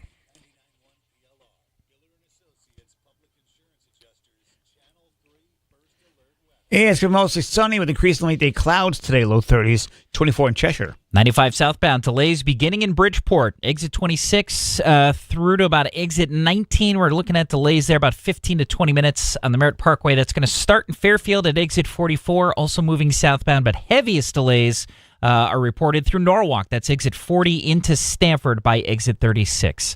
This traffic report is brought to you by Positive Coaching Alliance. Got issues with youth or high school sports? Positive Coaching Alliance can help. PCA, a national nonprofit, offers more than 1,000 free online resources for youth and high school sports coaches, parents, students, and administrators. Visit PCADevZone.org. That's your Chaz and AJ Connecticut Lottery traffic. Sunday is not only Super Bowl Sunday, but it's also National Pizza Day. Yay! Yeah. So, celebrate. There's 2 reasons to go to Frank Pepe Pizzeria. Celebrate with the best. For 100 years, Pepe's Pizza has been serving world-famous New Haven style of beats. There's nothing like it anywhere. Nope. From the crispy, chewy, charred crust to the fresh quality ingredients. I mean, when you're near a Pepe's, when you smell that smell and you're like, oh my God. It envelops you. Smell the oven and the dough together. Like a loving glove. Just killing me over here. Pepe's is family owned, never franchised. Yeah. Means a lot. And you could tell when you walk in. Yep. That it's family owned. Yeah, and they care about it. Yeah. They fly all over the world. They go to Italy to get the tomatoes. Exactly. The clams, you said they pick a specific... A certain part of a certain bay. Yep, it's been a secret for many, Did they many tell years. us that bay or that No. they're keeping a secret? Gary didn't even tell me. Wow. Yeah. And every location stays true to its roots with coal-fired ovens designed just like the original. So it's all the same. What are you waiting for? Seriously. Celebrate 100 years of a beats with Frank Pepe Pizzeria Napolitana. Go to pepespizzeria.com for a location near you. Experience the magic for yourself.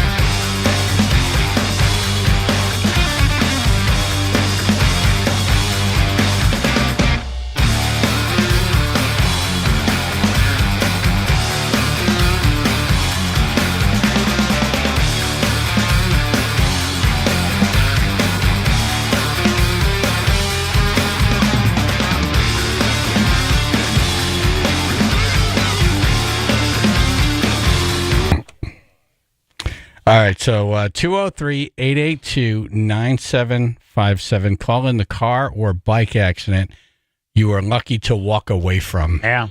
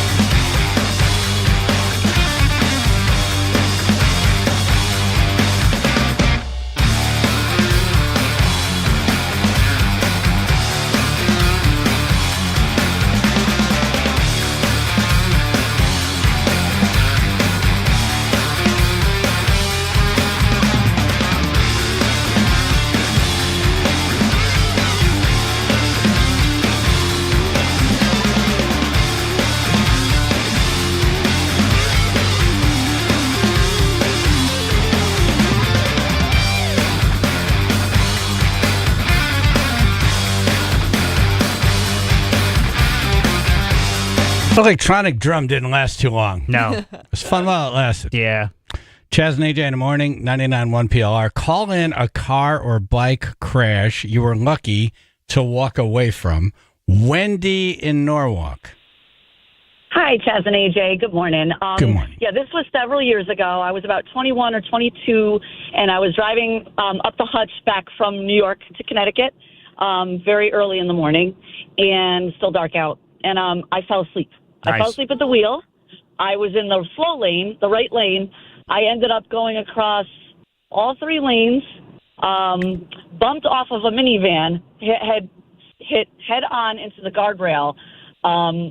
I woke up because I was out, and all of a sudden my head hurt, and I leaned my head forward towards my lap, and blood just dropped from my head onto my lap. I look at the windshield. There's a bubble in the shape of my head sticking out from the windshield with a clump of hair just hanging. And I proceeded to then get sick because I had a concussion. And you vomited on top of the blood? Yeah. Nice. Oh, yeah. Yeah, those pants. Yeah, they're nice done. yeah. Nice combo. Oh, yeah. So someone fortunately had called the cops. I actually think it's the minivan that I bounced off of. Those people had called the cops.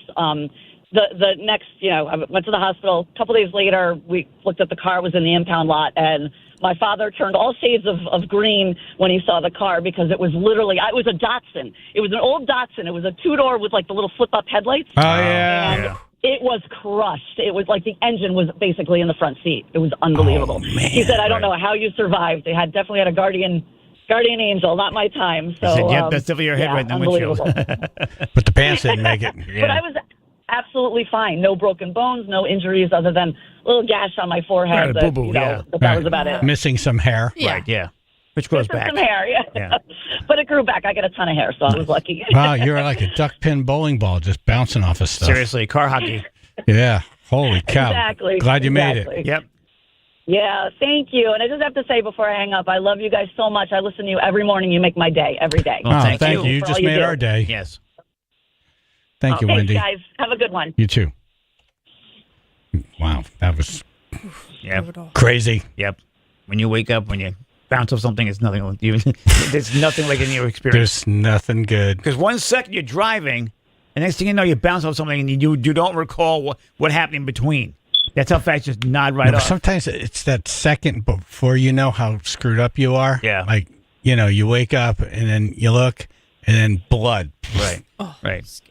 Man, that's not good. Then you see your hair in the windshield. Right. It's like, what? I put the connection here. That's my hair. Yeah. It's like, I'm having a bad day. Damn it. Go back to sleep. My hair's in the windshield. Right.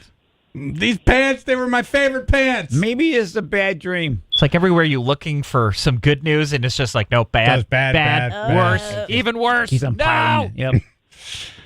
David in toes on Bridgeport. Valencia Highway, buzzard food that day. What's that, David? I believe now. I says I was 6 days in intensive care with not a broken bone, but 3 toes were ground right off. I had road rash, like all on the whole side. I mean, it was 67 miles an hour, pushed 210 feet through 3 lanes of oncoming traffic. I was like 18 inches from an 18-inch curb on the highway. Because out there, they're tall because of the water. It doesn't dissipate into the soil fast enough, so they got big curves in the the road is a waterway. In the effing road. Right. Yeah. This just happened? Just a motorcycle accident? You're on a bike. This guy was in a big hurry, and there was like 8 people that stopped and said that the man tried to run me down. Were you on a motorcycle? Yeah. Gotcha. The officer says, listen, Mr. Wildman, if this guy did this intentionally, we arrest him, release him of all liability to his insurance company. He says, but if you say it was an accident, we send these people home and you can sue him and his insurance company. But I was 6 days in intensive care, not a broken bone, road rash. How's that walking away? Why 6 days? Yeah, road rash. Just literally 3 toes. My calf was like flattened on one side. Were you wearing flip-flops or some like stupid loafers? No. This was in Arizona, so you have to wear, I do it here in Connecticut. I wear my Just wears right off. You know what I mean? What were you wearing on your feet? I was wearing shorts, T-shirt, and high-top sneakers. Okay. Yeah. Yeah, that's asking for it.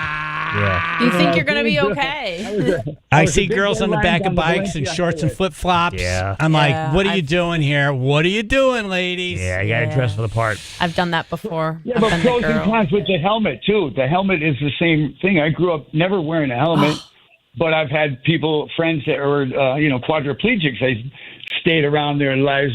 It's just, I don't know. You don't live on the edge. It's the luck of the draw. You do it or you don't do it. I ride motorcycles today. 63 years old. I got hit. I had to replace my hip, my wrist. Went back 2 years later, had a hip replaced, and was within a month over a house taking a tree down. I've been climbing trees 40-something years. I love what I do. Wow, you're a badass. Yeah, man. Cool. Hey, and I got free big steak dinner out of Johnny. I did the tree over his house. I've known Johnny. Johnny, act like we don't know who Johnny is. I met him at the Holy Manor Inn years ago. Him and his brothers, his parents. I don't know everyone on the planet. Yeah, who Vazzies. Oh, Vazzies. Okay. Johnny Fasano. Yes. Gotcha.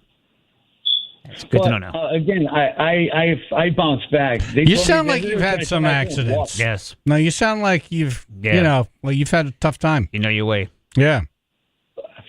Reef Road, cut my arm off with the chainsaw. Right. Okay, wait a minute. accidents happen. This is why you got to hire professionals, by the way. Exactly. All right, so David, Thank God wait. for insurance. Let's circle back. David. Oh, that. Which arm did you cut off? The right arm. Okay, so you're holding the phone with your left right now? No, they sew it back on. No. They put it back on. I cut through both bones, hit my shoulder as it detoured with from the my chainsaw. face. What did it bounce back? A kickback, yeah. Listen. It was on Reef Road in Fairfield. The lady was 80-something years old. So I didn't, the kid's like, oh, go get no. I said, go next door to the fire department, get EMT. The poor girl comes over. Oh, my God, where is he? Oh, my God. That's not what we want to know. We want to know what happened. I cut trees. The thing. You're not a tree. You're cutting limbs. I know that. I'm telling you. You cut the wrong limb. Yeah, it becomes an occupational hazard when you do it, but you just keep going forward. They told me I wouldn't walk again. No, people could do it without cutting their arms off. Yeah. Yeah. Like I said, I could write a novel on things that should have killed me and didn't. Okay, hold on. I want your number. Or a safety book. We're going to have you back for another segment. Well, don't do this. I want to thank the folks holding on here. We won't have time for them, but thank you so much for calling in. Yes. That's definitely something we revisit there. Oh, yeah. Dave in Bridgeport. I feel like I'll have a new story next week. I'm sure. All right, coming up, how one of Connecticut's favorite hot wings were created by a customer. Ooh.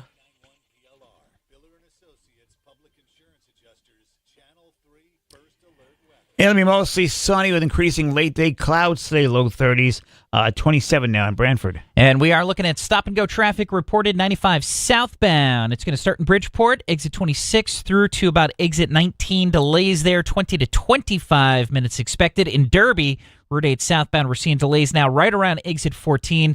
That is moving towards about exit 12 delays. They're about 15 to 20 minutes. And on the Merritt Parkway, Fairfield, exit 44, slowdowns will begin. Heaviest still through Norwalk, exit 40 into Stamford at exit 36. This traffic report brought to you by Compassion International. Compassion sponsorship means food, healthcare, education, and more for a child in poverty. And there are thousands of kids who've been waiting over a year in their wait. Sponsor Child with Compassion today. Text the word radio to 83393.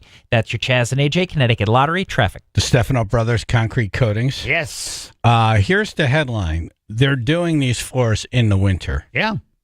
So get your garage floor done now before the spring. Go for it. Save like up to 20% on the job. Have it done now. So in the spring, when most people are just thinking about spring cleaning, you're done. Yeah, you're all set. You're done. I'm going to go out and enjoy this day. Ha ha. I'm not going to be stuck here going through the garage and like doing no. Right. Do it now. I'm doing stuff. I was smart. It's funny. I was, shoveling outside and my boots get, the salt and whatever, picks all that stuff up. Yeah. And I come inside and I'm not going to walk in the house with the boots. I put the boots down on the new garage floor from the Stefano Brothers. Right. And you could see where the boots were because there's this white salt ring around where the boots were. Yeah. Washes right off. Boom. Look at that. Ugh. Nice and clean. So easy to maintain. Very convenient, So too. beautiful. Yep. Super strong, 4 times stronger than epoxy. Plus, they have these storage solutions. You could have a whole garage makeover. Yeah. Who was I talking to? Oh, Anthony from Reitman. Okay. Yes. He's got that beautiful car. Right. I'm like, dude, you got to get the floor. You have to. Because you got to make that garage look like a showroom. It look more beautiful. Do it right now. dbconcretecoatings.com. dbconcretecoatings.com. This is their most aggressive special in company history. Wow. dbconcretecoatings.com.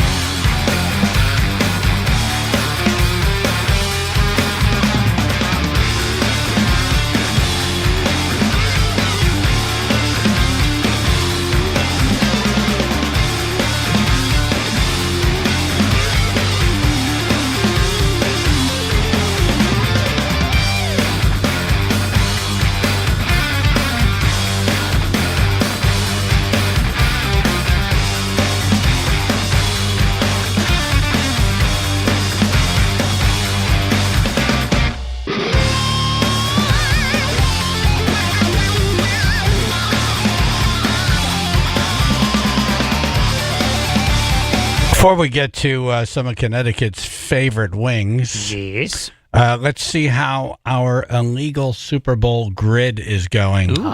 Ruth? Very well. Almost all filled in. Wow. Yeah. All right. Look at you. How's your finger? Good? It's starting to get a blister. How many columns left to go? Yeah, how many openings? So it's sold out, but we're just filling out the name. We're putting the names into the grid right now. Right. Yep. Yeah. Looking good. Looking good. Yeah, okay. It sounds like a number. She's punch drunk. I'm not. Looking good is a number. To count them. I have more than She'll get than I can count. I'm getting there. You have more empty spots than you can count. Yes. Okay. More than 20? About 20. Okay. Okay. All right. All right. Seems like I could go 1, 2, 3, 4. Okay. Probably could 1, have 2, counted 3, that 4, way. 5, 6, 7, 8, 9, 10, 11, 12, 13, 14, 15, 16, 17, 18, 19, 20, 21, 22, 23, 24, 25, 26, 27, 28, 29, 30, 31, 32, 33, 34, 35. Okay. All right. 37 to go. All right. Okay. I'm taking my time and making sure I'm doing it right. With a blistered Okay. finger, yes. Somebody will still be upset. That's the thing. I know. Yeah, screw them. She's taking her time, doing it right. Right. Leave her alone. And there you go. Yep. All right. Did you know that some of the most famous wings in Connecticut were created by a customer? On the phone right now is the manager of J. Timothy's Tavern, Reno Ouellette. Hey, Reno. Morning, gentlemen. Welcome back. Hey, how you doing? Good, thanks. Hey, I want in on this illegal Super Bowl school. What's going on? What do I need to do to get involved in this? It's the illegal Super Bowl pool. Yeah. It'll be done. Yeah, it's $20 a square, and we're sold out right now. But thank you. It'll be done by March. Yeah, we're hoping it's done before the Super Bowl. Listen, I can drive down and pay in pennies if I have to. Nice. We love pennies. That would have been great. Bring wings. Yeah. Bring Someone wings. bought 5 and like paid in wings. Right. Maybe you erase somebody's name, and I can bring wings down there, put my name on it. Oh. There we I like go. how he goes right to he knows Bribing. how to bribe people. Oh, yeah, in a good way, yeah. I have more to offer. Right. Perhaps you didn't hear my offer.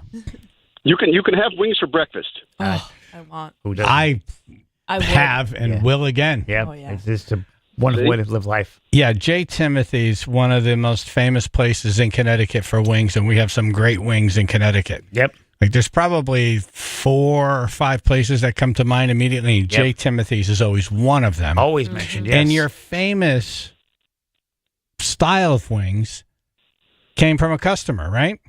It did. Our dirt wings.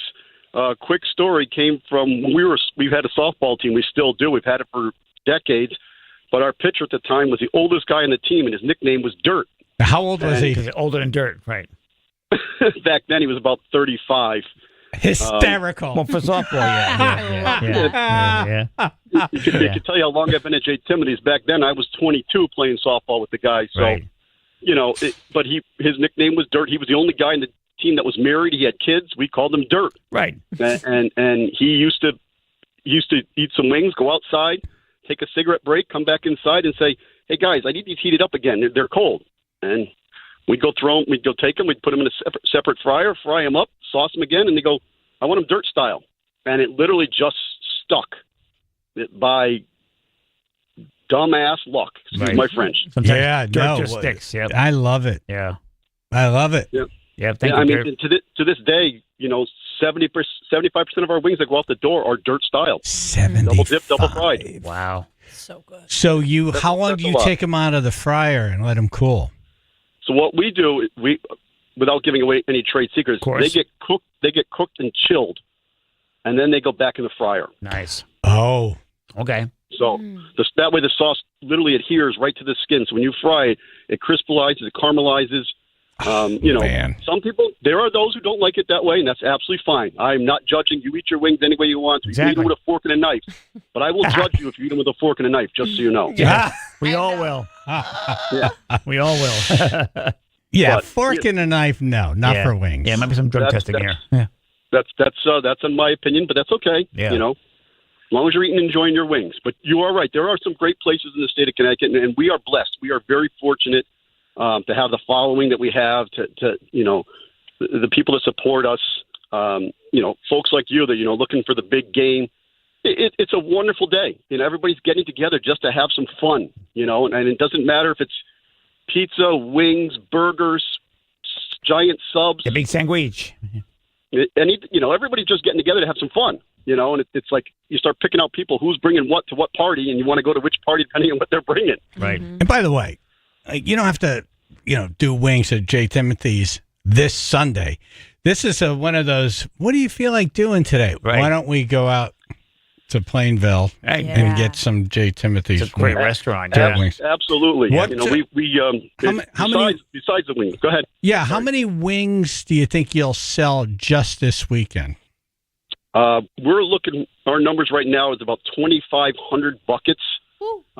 That's give or take 35 to 40 wings. We're looking around 11 tons, maybe a little bit over than that. Wow. I'm on the phone. I can't use my calculator to tell you an exact number, but when you have to weigh them, it's a lot. Yeah. When you give us the measurement by weight. Yeah. I just want That's a lot. 11 tons. What do you do with the rest of the bird?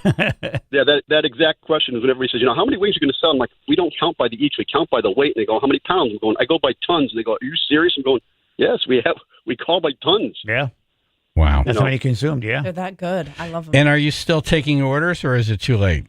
Unfortunately, it is too late. All of our time slots for Friday, Saturday, and Sunday are completely booked up. But as I tell people, you can either come into J. Timothy's, get our sauce. You can make them yourself.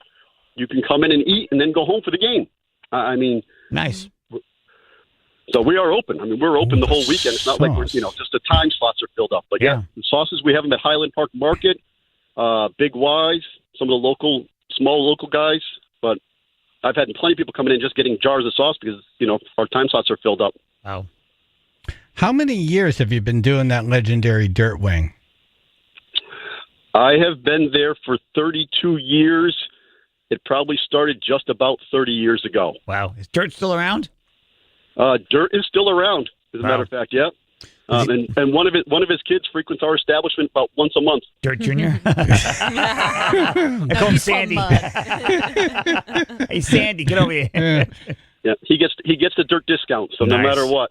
The dirt count. And J. Timothy's Tavern celebrating 45 years. Same owner?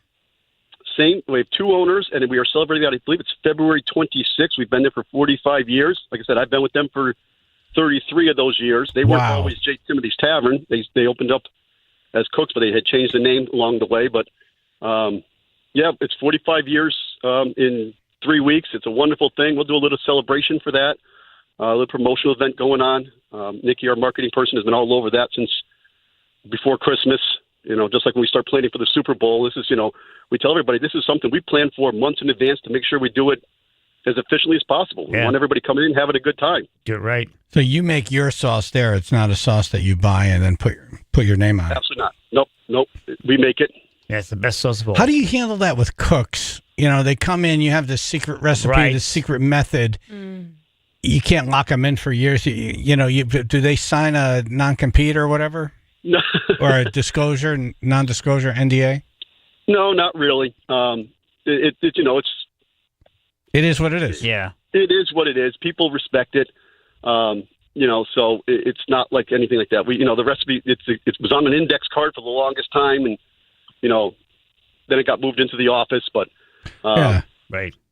Yeah, and generally, I've seen people leave restaurants and try to make something, whether it be pizza or whatever, the same. Yeah. And you go there, and it's like it's not. The magic is from the building, from the people on top of the pyramid. It transfers. Yeah. Yeah. I also tell people, I'll tell people, I'll give you a couple ingredients, but I won't give you everything. And from there, you can make your own decisions what you want to do. But like you said, plus the fact that we have industrial fryers. You go home, you got a small fry daddy. All that matters. Oh, you noticed. They work. They don't really work cold the same that as well day. as ours do. Yeah. So how do you eat flats? I don't push them down like some people like to do.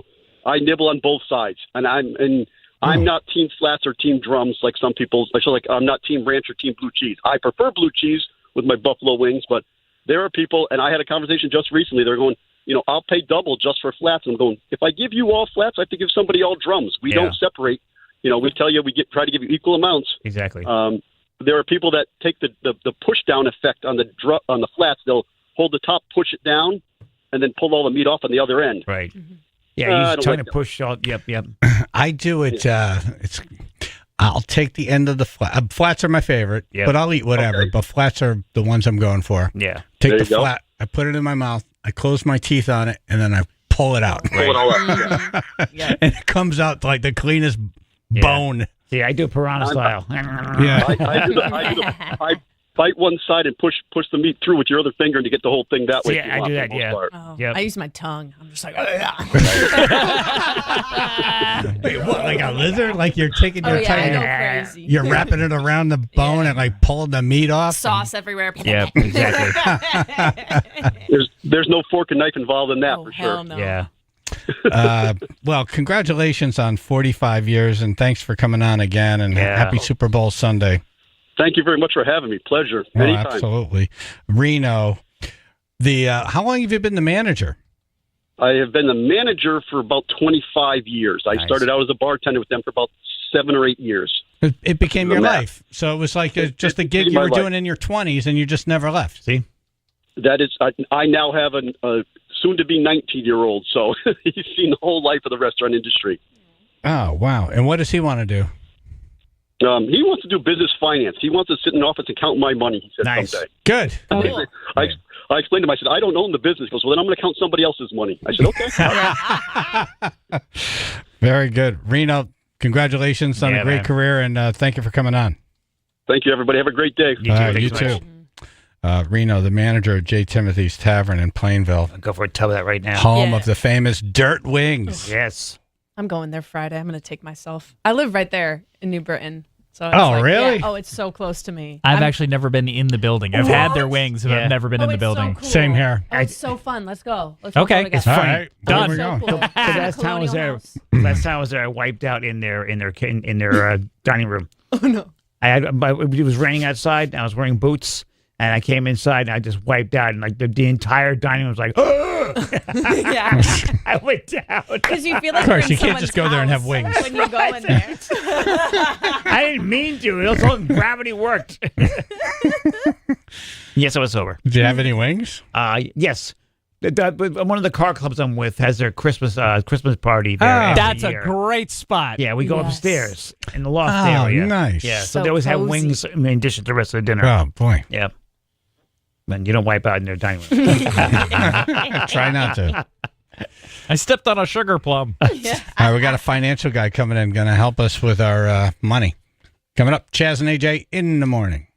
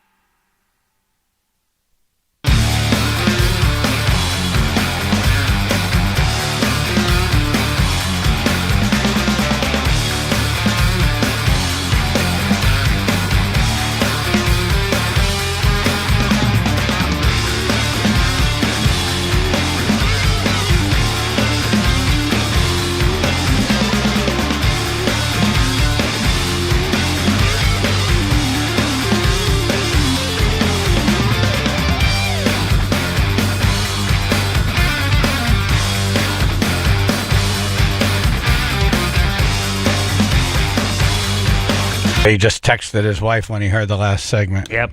Chaz and AJ in the morning, 99.1 PLR. Jake Dozer's in. He's a financial advisor with Johnson Brunetti. And he heard Jay Timothy's on Reno talking about the sauce and that it's available at Big Y. And he texted his wife. Hey, that's a good move. You know, look, I know where to go and I know where to get the best wing sauce. So See? can't go wrong there. Right. Now, is it at all Big Y's, you think? I'm assuming. After he announced it on the air, I don't know. Do they write Jay Timothy's sauce on it? They might carry That's a it. good It might not question. be there. Right. Right. He slipped me a 20 to say that. So Nice. that's why not. Yeah. That's good nice. financial sense. Well, welcome. Thank you for having me. This is going to be a great segment if everyone participates. Yes. And Yes. ask questions and they really want help or can help by telling us how they got out of a financial hole. Right. But this is a guy, it's all about money and, trying to make ends meet. Right. And then taking it beyond that. Exactly. AJ's got the blank look already. Well, because I'm already like in debt past my eyeballs. Yeah. I'm like, A lot of medical debt. you got a ladder? Yeah. What are a couple of things that people generally get wrong? I think probably the first thing when we're thinking about the foundational elements is making spending patterns without paying attention to what you're doing. Okay. Specifically, I'm thinking not just a budget, but just watching where you're spending your money.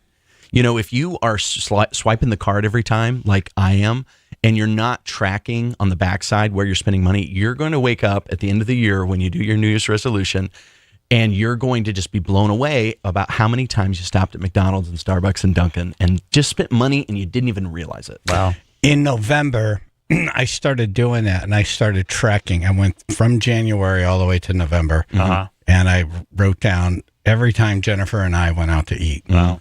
The number was shocking. Mm-hmm. Wow.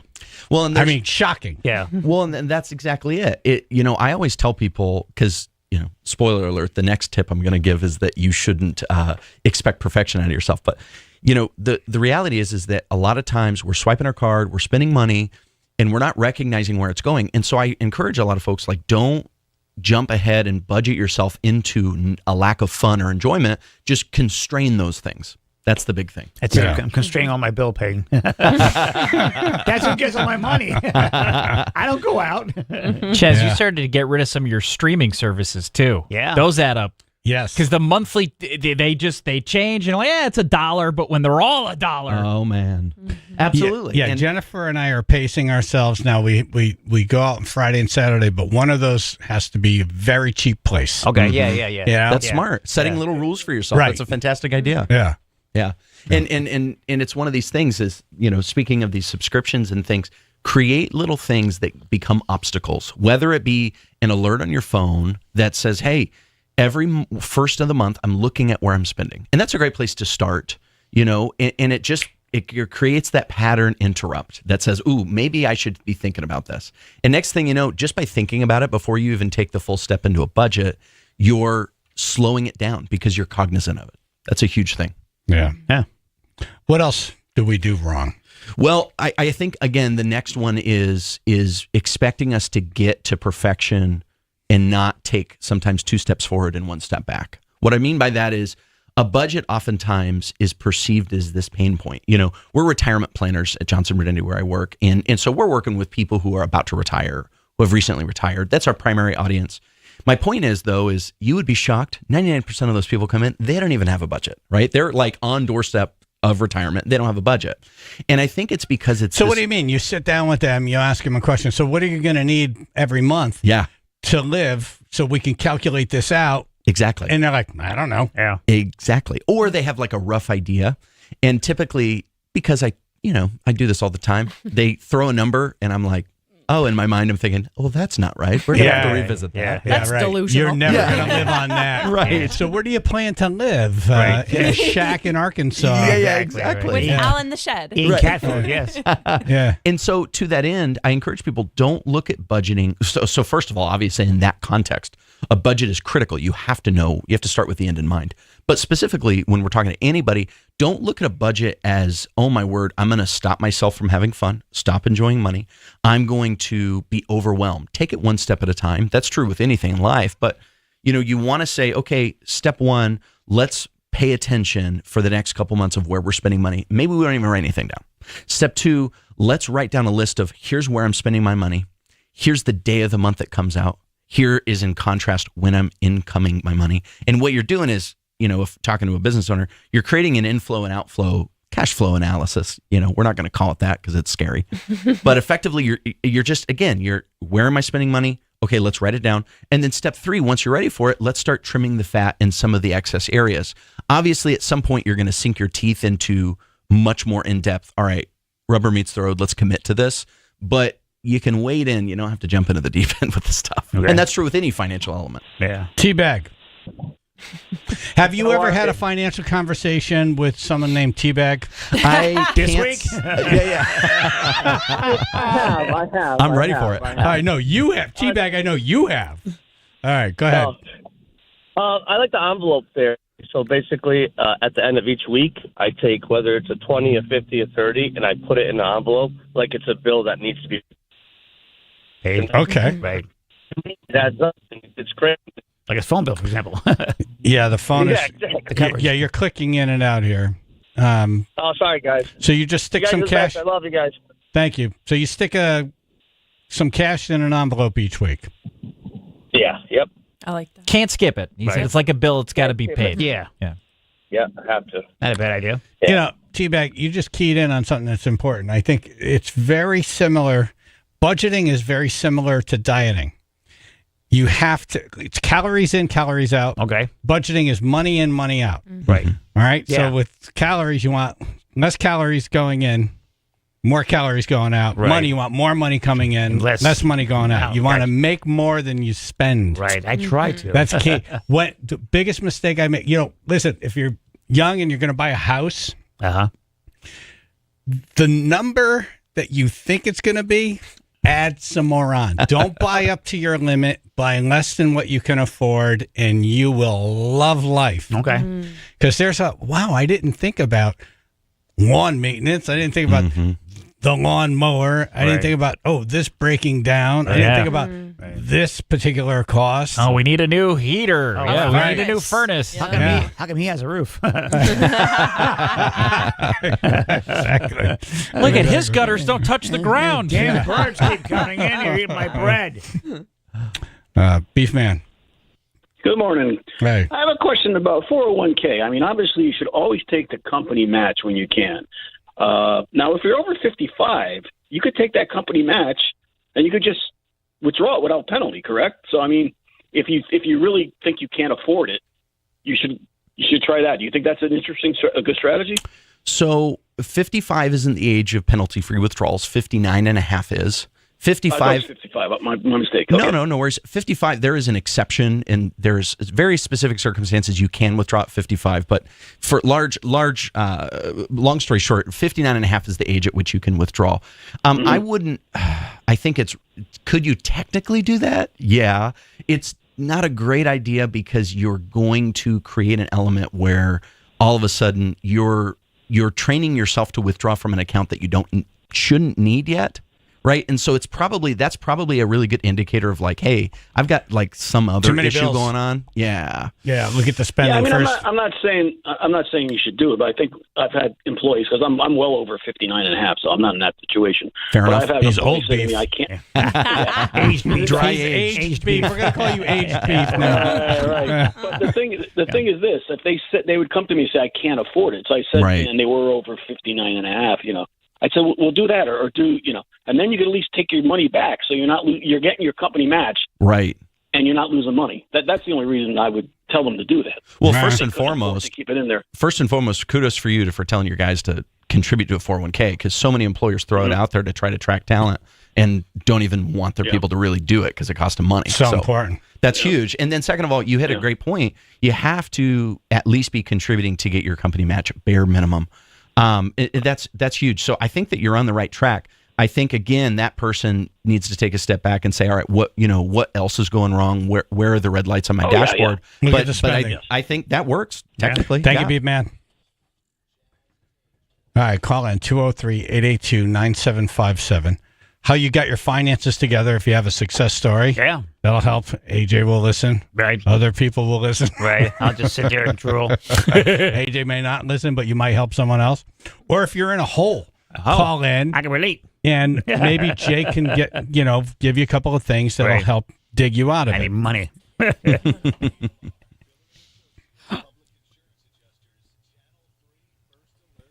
Mostly sunny, got increasing late day clouds today, low 30s, 19 in Bethany. All right, we are looking at delays. Route 8 southbound starting in Derby. Around exit 14, we got heavy stop-and-go traffic reported. It's about exit 12, looking at delays about 20 to 25 minutes, unfortunately. 95 southbound delays will begin in Bridgeport, exit 26, but heaviest, again, Norwalk. That's exit 16 into Stanford around exit 9. Delays upwards of 40 minutes expected now. Merritt Parkway will be Norwalk as well. That's exit 40 through to 36 in Stanford. This traffic report brought to you by Compassion International. Compassion sponsorship means food, healthcare, education, and more for a child in poverty. And there are thousands of kids who've been waiting over a year. And their wait, sponsor a child with compassion today. Text the word radio to 83393. That's your Chaz and AJ Connecticut Lottery traffic.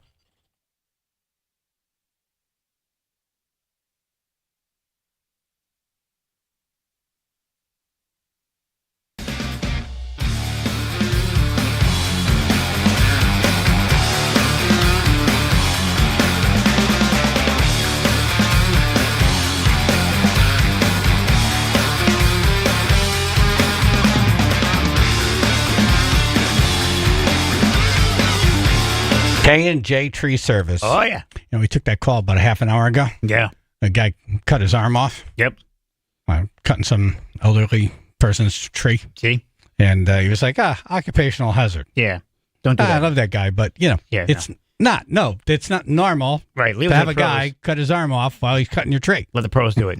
Obviously, you're not good at It's always good to get a professional sit down, finish your beer. company. Yes. K&J Tree Service. K&J Tree Service has aggressive winter discounts right now. They have crews. They got to keep them working. They have families. Yes. And so, Kyle's like, hey, got to keep my people working. Slash the prices. Exactly. And it's great. So whether you want tree removal, tree trimming, stump grinding, a whole half a lot cleared, whatever it is, aggressive winter discounts. Done.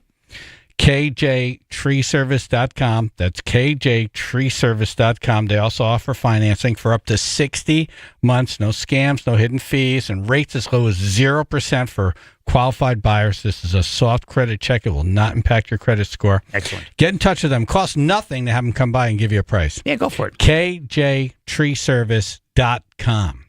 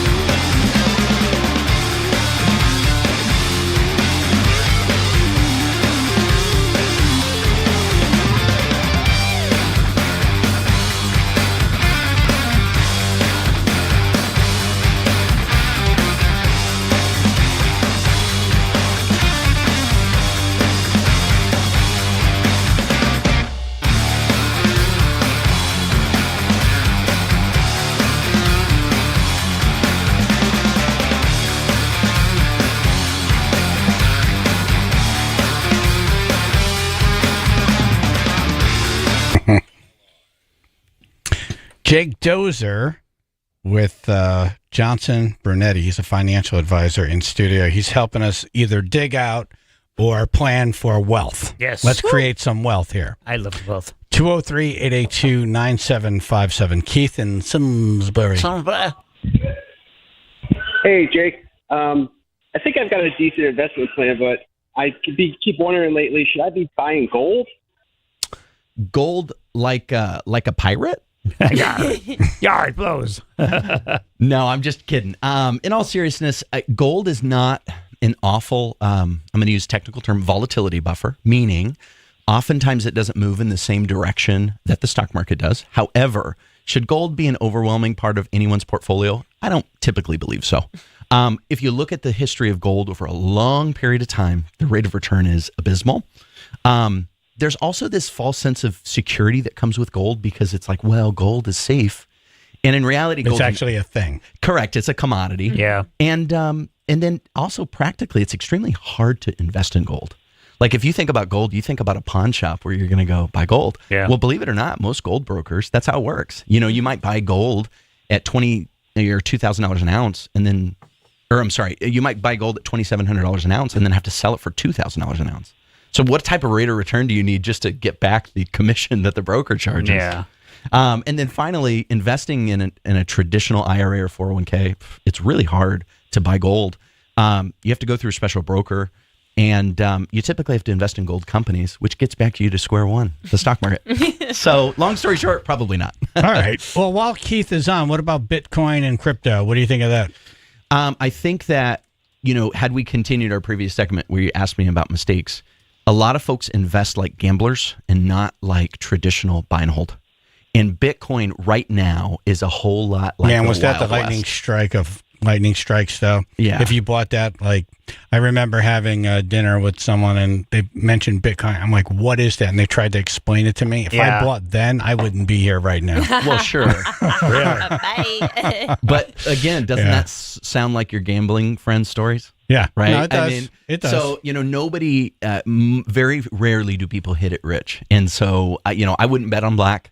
I wouldn't make cryptocurrency as a large part of one's portfolio. Do I think it's going to be here in some form or fashion in 50 years? I do.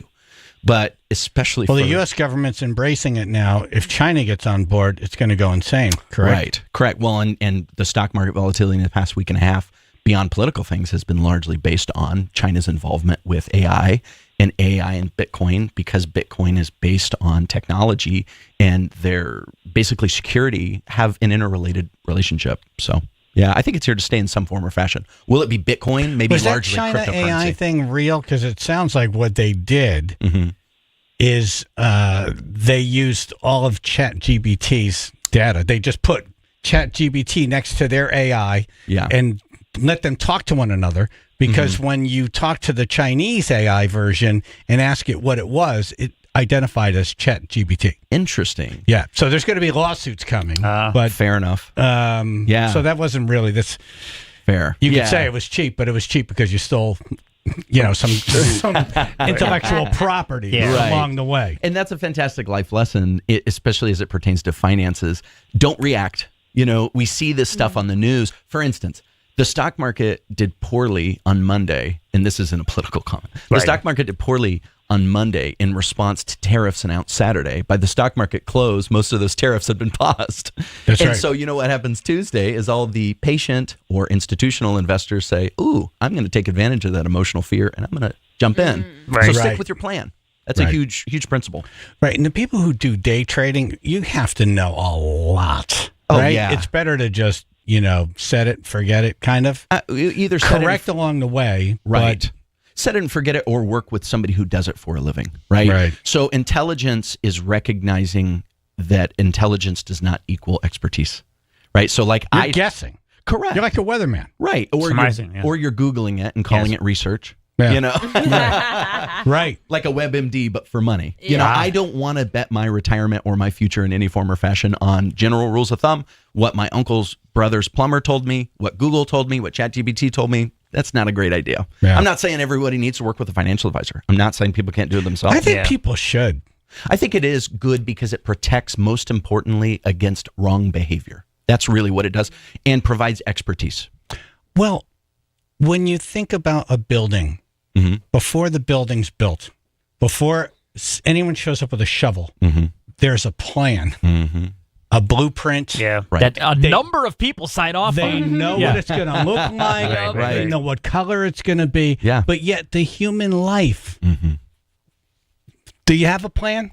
I'm working on it now because I had Good. no plan, and here I am up to my balls in credit card debt. My emotional lady balls. I was going to say, first of all, you got a big problem. You have a huge problem. I was going to say that actually doesn't seem that deep. Yeah, then. yeah. And you can keep that chair, by the way. Sean in Oakville. Hey, good morning, everyone. Hey. Morning. So I've dug myself out of debt, and I'm finally comfortable. Good for you, man. Know, more coming in than out. My 401k is good, but I'm trying to look at next steps and how I can build wealth. So I was wondering if you had any recommendations. I was thinking about a Robinhood or a Webull or something like that, but it feels like gambling because I don't know enough. Do you have debt? Do you have credit card debt? Yeah. No. Okay. I finally got all that gone. Great. I came from 25K. You have a mortgage? No. Wow, you're in a good place. Yeah. You got good positive income? Yeah. All right, Nice. so now you want it to work for you. Right. Fortune 500 companies, right? I mean, don't get risky. Don't get nutty. Let's walk. How old are you? 34. Okay. Okay. Awesome. Nice. You're in great condition. You are. Look at you. So I would say don't run before you can walk. You need to first create barriers to stop you from going back into debt in the event that happens. So an example is a lot of times we get out of credit card debt. We're excited. We want to invest first. We need to first save. You need to build the emergency fund of 3 to 6. 3 to 6. I typically recommend if you're single, 3 months is probably sufficient because you've got no one else financially contingent upon you. 6 months if you have financial dependence, significant other, kids, etc. So you need to do that first. The second thing is you need to assess where am I at? What are my goals? Of course, a retirement goal is a long-term one. And certainly step one in conjunction with the savings is at least getting the company match in your 401k. But I wouldn't go, pedal to the metal with the retirement account yet, believe it or not. I would then determine, okay, if I don't have a mortgage and I'm 34, my guess is not because you paid your mortgage off. My guess, correct me if I'm wrong, is that it's because you're renting. Is that correct? Yeah, that's correct. I've been looking to buy for 6 years, and it's just god awful. Yeah. Yeah, and I agree that it is awful. I will tell you, though, that this is true of anything with inflation. Inflation, you'll watch the news and inflation's back in order and it's down. Well, that doesn't mean prices are going to come down. It means that the rate at which things increase in price are no longer exceeding that speed limit any longer. And so what that means as a home buyer is I don't need to sit on the curb for 6 years not paying or paying rent in an attempt to wait for houses to come down, right? So my encouragement to you is that don't wait to try to time things that are outside of your control to put a plan in place. So whether it be home buyership, if that's a goal for you, which certainly is a better fiscal long-term move than renting, well, then maybe you just have the savings account, A. B, you get the company match in the 401k, and then perhaps the next step is don't put more into the 401k until you've built up a down payment for a house. That's not a bad idea. Yeah. And then buy the house. If you're going to live in it for over 10 years, you'll be fine. Yep. The market will adjust. It's not going to go to zero. Correct. Yeah. If you're going to be there 10 years, it could dip, but it'll come back. Yeah. Understood. I definitely appreciate it. Hey, yeah, I mean, you're in great shape, Sean. Yeah, man. You are. Want to trade Thank places? you. Thank you very much. Good for him, man. Yeah. 34, Sean. he's in good shape. It's Yeah. inspiring. I think Yeah. he's doing better than he realizes. Yeah. Oh, I know. No debt. I have a question about 401k, and Phil has some questions as being a new parent. Sure. And Jake will take your financial questions or horror stories. Yeah. We love them, too. Go for it. 203-882-9757.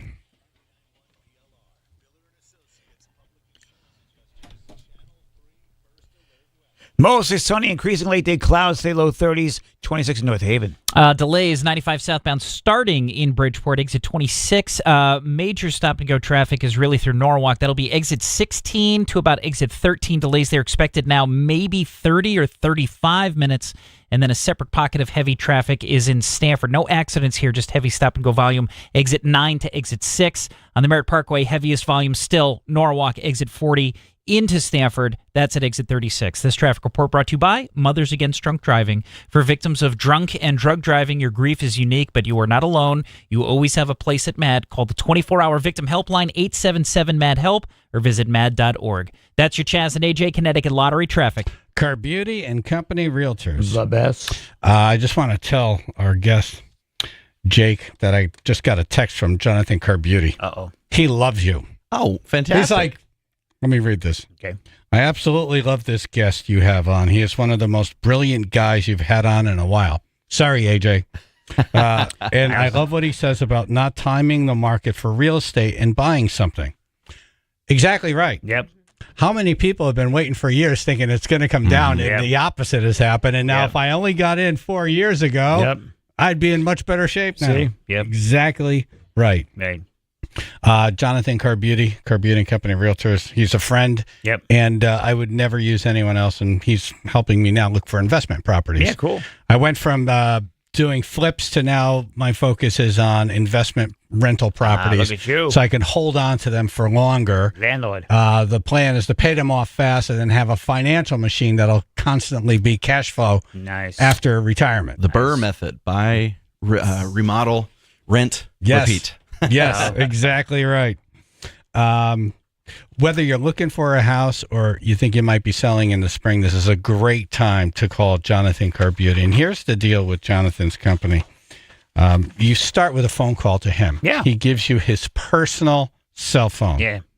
203-980-6886. That's 203-980-6886. Or Google carbeautyrealestate.com. That's carbeautyrealestate.com.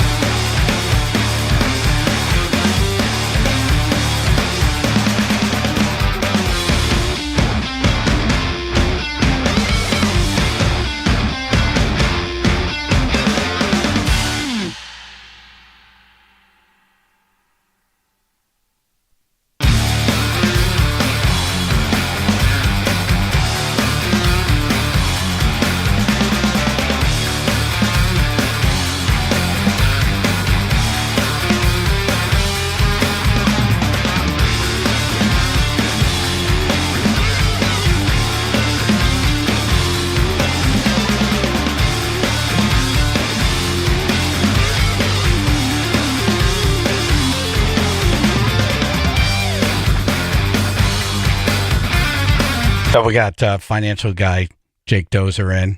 He's a financial advisor with Johnson and Bernetti, and we're just talking here and answering your questions, 203-882-9757. Before we get to Phil, just a quick 401k question. Because somebody said, you may not want to put it in a 401k. You might want to take the tax now, put it into, some other account that's post 401k. What are those? A brokerage account or a Roth? Yeah, a Roth. That's it. Because taxes aren't going to go down. In general, I would agree with that so trend. If you're 30 and you put this money in, this money's building in this account. Right. You retire 65, 70, whatever. Right. You're paying, the theory is you're going to pay less because you're going to be making nothing. Right. Social Security. Right. Whatever. Right. But really, that money's going to be taxed on a much higher because they never lower taxes. Right. Right. So like decades later. Right. What's your recommendation on that? So what I would tell people is that normally it's not either or, it's both and, either at the same time or at different stages of life. So for instance, to your point, if somebody is 30, it sounds like, well, yeah, you got 35 years plus to go before you retire, put it in a Roth. Well, here's what I would say is that might be true, but you also have to take their income level in consideration. Okay. Right? So because taxes, I do believe, will go up in the future. But over 30 years, if you're in the 30 plus tax bracket, hide it now. Correct. Generally speaking, if my income's high right now, it doesn't matter how high they go in the future. I don't know if I want to play that gamble. If you're making 50 grand, take it, put it in a Roth. Generally speaking, that's probably a good idea. Yeah. All right, Phil. All right, so my son is going to be 1 at the end of the month. I know, it's crazy. Everyone tells you it's going to go fast, and then you're really just never prepared for it. So you mentioned the 6-month emergency fund, which I believe that we've got kind of set up. I don't have an exact number, but I think we'd feel pretty comfortable if we Johnny had to. A's got some money too. Yeah, well, so this is the question. So we're getting a lot of gifts. We have some generous folks in our lives, which we're grateful for. Where should this money be? How distributed, between different things? Should we be looking into purchasing bank CDs? We have a question on line 1 kind of similar to that. Should we be building lines of credit? What's the appropriate way, and how much should, where do you divvy everything up, basically? Yeah, so... What's a good CD paying now? Maybe 4% for 12 months, maybe. I got 5%. Well, you probably bought it 6 months ago or more, I would guess. I did. Yeah. So see, interest rates in the past 3 or 4 months dropped. Federal Reserve has dropped interest rates Would twice. you recommend Phil puts money into CDs? Probably not. Okay. Your child's about to be 1. Yeah. You probably don't want them to touch that money until they're 18. He has a long run ahead of him, which is good because you could withstand dips. Yeah, we can wait, right? That's right. But like if we're looking to, maximize like a small investment to start and then build that into like a more sort of impressive account, like what should we be looking to take first steps, I guess? One of 2 accounts you want to use. If you want to specifically earmark that money for college, a 529 plan is the way 529 plan. And in the state of Connecticut, we have one of the best ones in the country. And as of the last time I looked at the law, you get a state income tax deduction for contributions up to $10,000 per year. And so that would be... Like I want to send AJ to college. Bingo. I need a 529 on AJ. I have a ton of CDs. Trade school doesn't work for that, though. Sorry. Interesting. Okay. So a 529, the problem with that is, so the benefit of the 529 is the state income tax deduction. That's a nice thing, but it's not a huge thing. Right. But you get this tax-deferred growth, just almost like a 401k, and then you get to withdraw it from it tax-free if it's used for qualified educational expenses. But fantastic. You have to ask yourself, is it going to be pigeonholed for only that money? And if not, then you shouldn't use that account because then you'd get a penalty and pay the taxes. Okay, what about building credit? Is that something that we should start now, or is that not necessarily something that should be a priority? You have a mortgage. Yeah, get him a card. You are Maybe building credit credit. cards. Yeah. Woo. For him, in his name. Building credit in his name. Yeah. I think that now is probably not necessary if you want. I'm not saying it would be bad.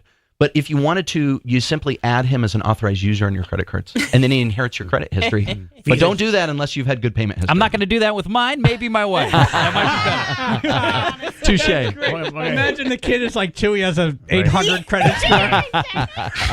Damn, Tails man. better than mine. Kid's great. That's fantastic. That's awesome. Getting lunch visits at school from Rocky. He can go into Toys R Us and just go bananas. He's got a platinum card. How the hell's that happen? That's too funny. Visa Junior. All right, so it seems like we have some time here. You do. You do Okay. have some time. Very good. And I was talking to him off the air. His consultations are free, Phil. Yeah. That's right. Helpful. So. Thank you. Happy to help. John in Brantford. Yes, my question is this. You get a stock. My question is this. Can you talk into the mouthpiece? Are you in a hallway? No, I don't have to do this in one of my arms. It's hard for me to hold the phone. Gotcha. Oh. Right. Hey, can you hear me better now? Are you the guy with the chainsaw? Oh, wait. No. The question is, basically, you get a stock that pays 5% roughly. You get a bank CD that pays maybe 4.25%, whatever. But the bank CD doesn't lose. Stocks not guaranteed. Interest, and you've got you don't have all the federal, state, and local taxes. So if you have a certain amount to invest, would you take a bank CD over a stock? So, John, you do pay taxes on the interest earned in a CD. So that's so it's apples to apples in that regard. Right? It's going to be the same rate as your income tax. Right. Hey, John, I'm going to grab your number. I'm going to give it to Jake, and because I feel like this isn't a 5-second answer. All right? Right. Okay, cool. Because I think that this could be a 5-second answer, and then we're going to end it. All right. Fair. Jeff in Monroe, what's your question? Hey, how you doing? So I owe $48,000 on my mortgage. I pay $120 a month in interest. Is it smart for me just to pay the thing off right now in cash? How many years? Or 5 years left? What's the interest rate? $120 a month. No, the interest rate, the rate. Oh, I'm sorry. 3.6%. No, I mean, probably you're not. going to have to make more than that on the money that, you know. Yeah. That's a pretty low interest rate. You're kind of borrowing money from the bank cheap. Cool. Can I tell you something? I was thinking that I'd save $6,000 in interest, wouldn't I? I'd call 877 cash For the life of the loan. That's right. You see what he did there? He just said he'll save $6,000 over the life of the loan if he pays it off right now. Yeah. Yeah. But you're going to be able to plop it into an account and be able to earn more than that, theoretically. If you can't do that, then, yeah, pay it off. But if you can, then, Is there any advantage for taxes if I pay it off or not pay it off? No. It's nice not having that payment, man. Yeah. It is. If you're in a place where you have the excess cash flow and it's not a huge deal for you to pay it off and still have a savings account, then there are times when the math doesn't matter and just pay it off for peace of mind. Wow. Cash flow. Okay. Very great. Thanks a lot, guys. Have a good day. Hey, I hope you're doing well. And by the way, Thank Jeff, you. good for you, man. Congratulations. Indeed. Really? Thank you. Really? Thank you. You should be proud of yourself, man. Cash flow. Very nice. This cash flow you speak of. All right, Jake. Share some with me. Is this something of your people? AJ, what did you learn? I'm broke. It's okay, me too, AJ. It's not. I need a life preserver. It's not forever. Jake, thanks, man. I'm happy Great to be with you. segment. Thank I you hope for it having helped me. some of the tribe members. I'm sure it did. Okay. Yeah, I think so too. Yeah. All right, we'll link up to Jake's stuff on the radio station website. Coming up, News 8's political reporter Mike Sorelli gives us a sneak peek at the governor's budget, which will be released later today.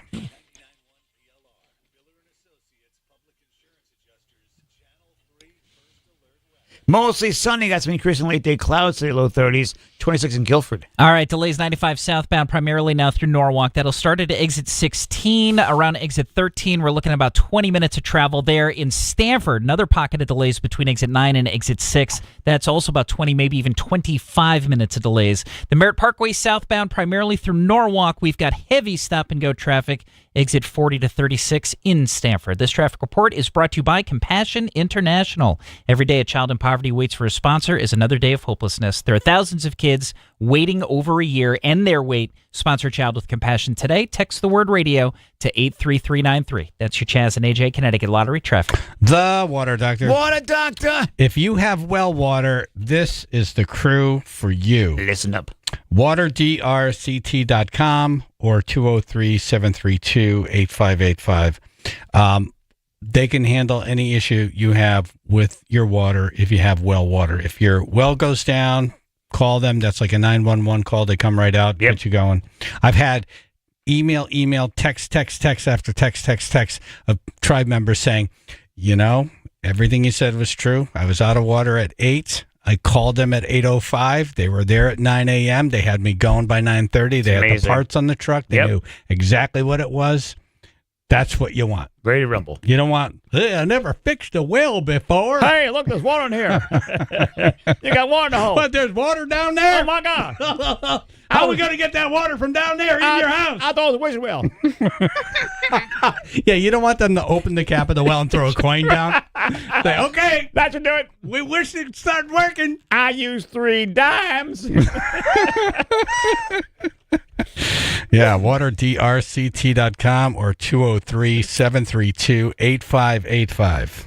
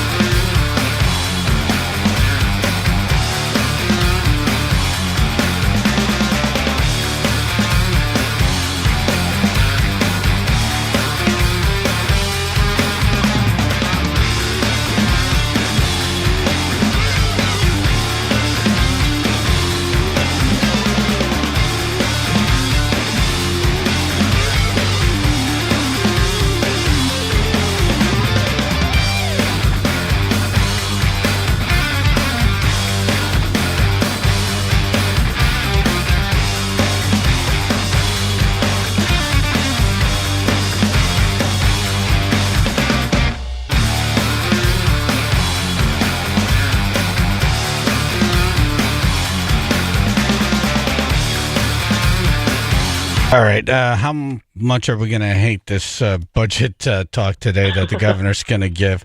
Let's talk to political reporter from News 8, Mike Cerulli. Hey, Mike. Hey, how's it going? Good. What do you think? What are the top things we're going to like or not like? Well, the top line is basically that there's going to be about $1 billion in additional spending over what we saw last year. So it was about $26 billion last year. It'll be about $27 billion in the upcoming fiscal year, and then after that, another $1 billion added on top of it because they do this in kind of 2-year chunks. Yeah, crazy. That would be the daunting part, right? It's crazy. Well, the crazy part about it is there's a huge contingent of lawmakers, mayors, all kind of nonprofit groups that would like to see it the increase as high as $3 billion. So the craziest thing when I tell people this is the governor is actually going to get criticized for this for not going far enough. Oh, $1 billion is sort of the compromise position. Ouch. Huh. Yeah. So we get what we get what we pay for, and we consistently go and vote for dopes. You know what I mean? Yeah. Like if you live in this state for 5 minutes and you don't wake up and think, man, there's a crisis in terms of spending, taxation, electric rates, affordability. Right. This budget looks like it's, la-di-da. You get a gift. You get a gift. You get a gift. Right. Those days are over. No gifts. The ship is staying Well, sinking.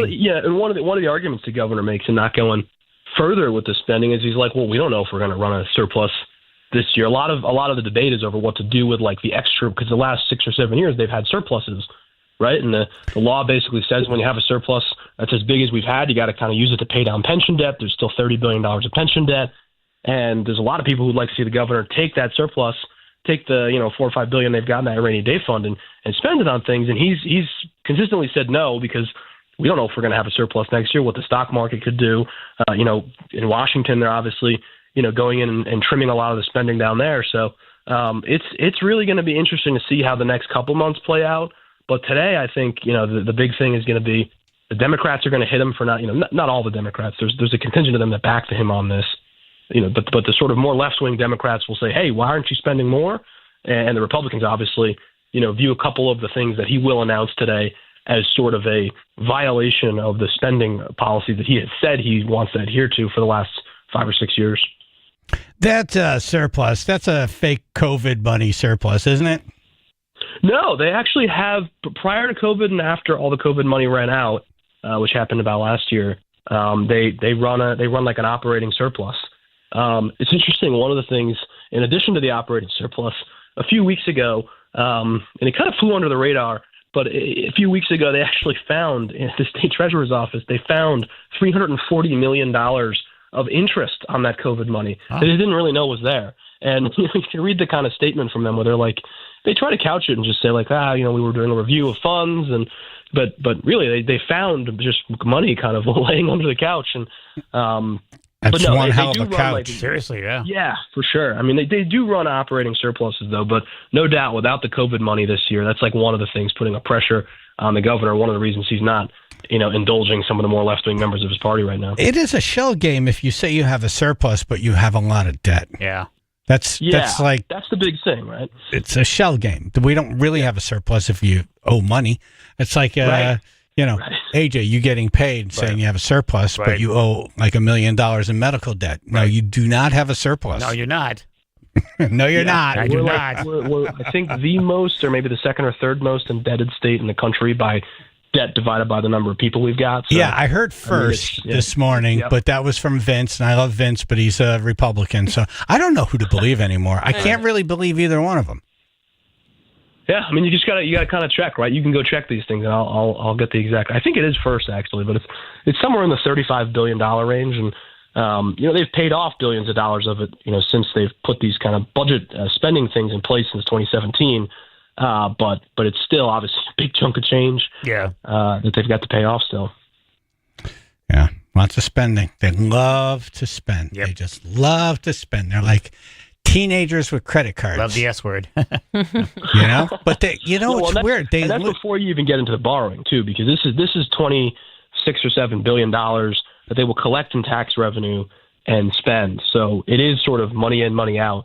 There's also billions of dollars that they borrow, that they issue bonds on. That's a totally separate pool of money. And there are some people who expect, for example, we saw him come out with a plan. The governor came out with a plan on childcare and special education.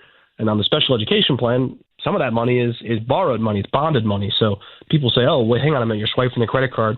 I think everyone can kind of agree, all right, maybe it's a good thing to spend money on special education. But, he always has this line where he says an honestly balanced budget.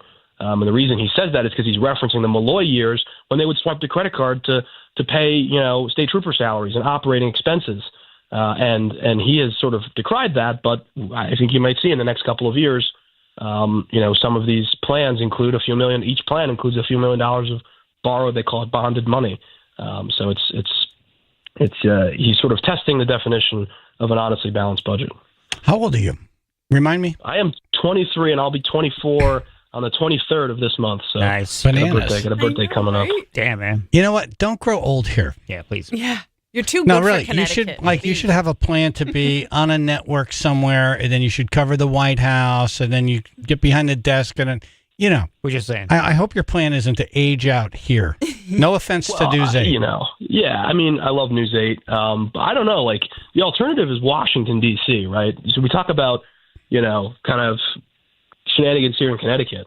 The alternative is going to a place where it's the sort of valedictorians of every class in around the state and politics, around the country in politics. They all go to D.C. So I feel like it's probably crazier down there. I mean, look at some of the stuff that every day it's like some new wild headline that you're like, wait a minute, what? Yeah, but they're important stories. And you're 23. Yeah. What are you going to do when you're 43? You're going to be covering some idiot governor in Connecticut? Like your eighth one? One of the things I do pretty strongly believe is we have a lot of, a handful of good reporters that cover politics in this state. They're all on the older side. They're all kind of getting up 60. Oh, I see what you're saying. Right. Yeah, they're all going to be. You're going to be it. Right. The new wave. Yeah, unless somebody else comes in, right. But yeah, all the guys that have been doing it, most of those guys, Chris Keating at the Current, Mark Pazniokis at the Mirror, they've been doing it for 30, 40 years, and look at them and say, do I want to be that person 40 years from now? Yeah. I'm just saying. I like you.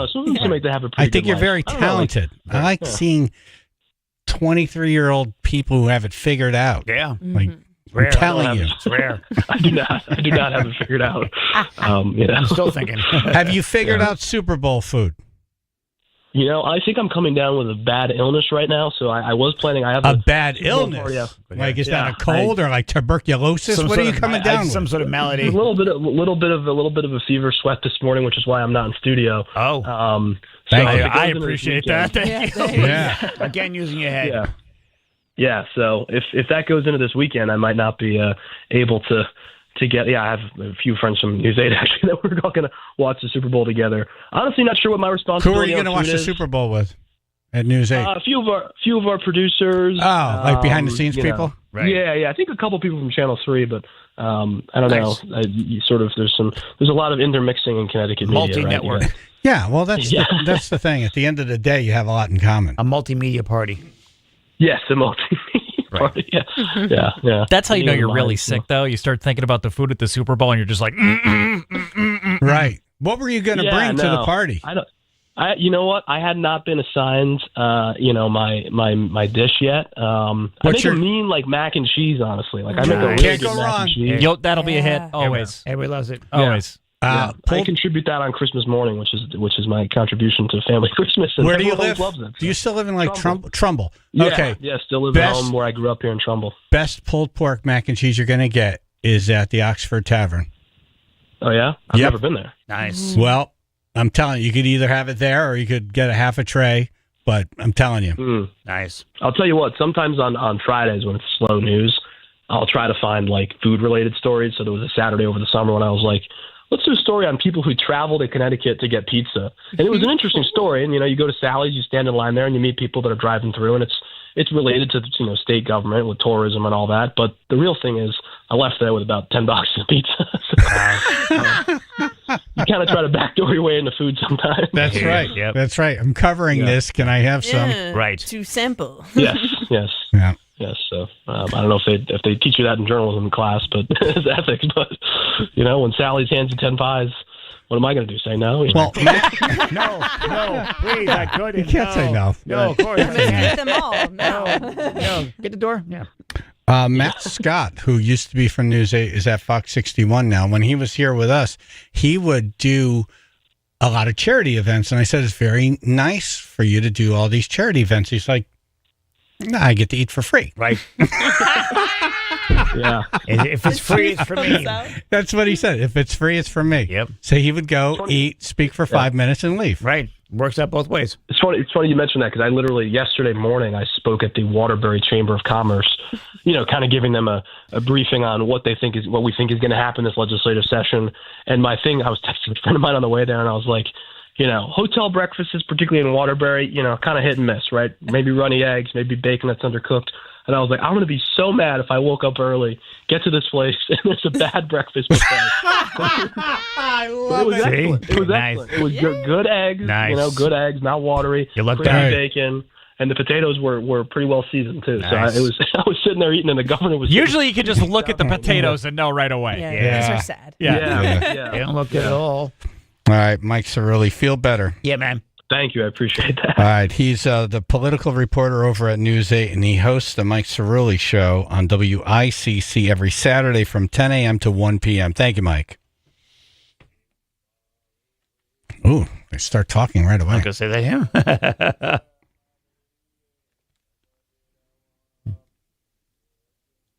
Feel like I have to wait. Chaz and AJ in the morning, 99.1 PLR, Dumbass News coming up.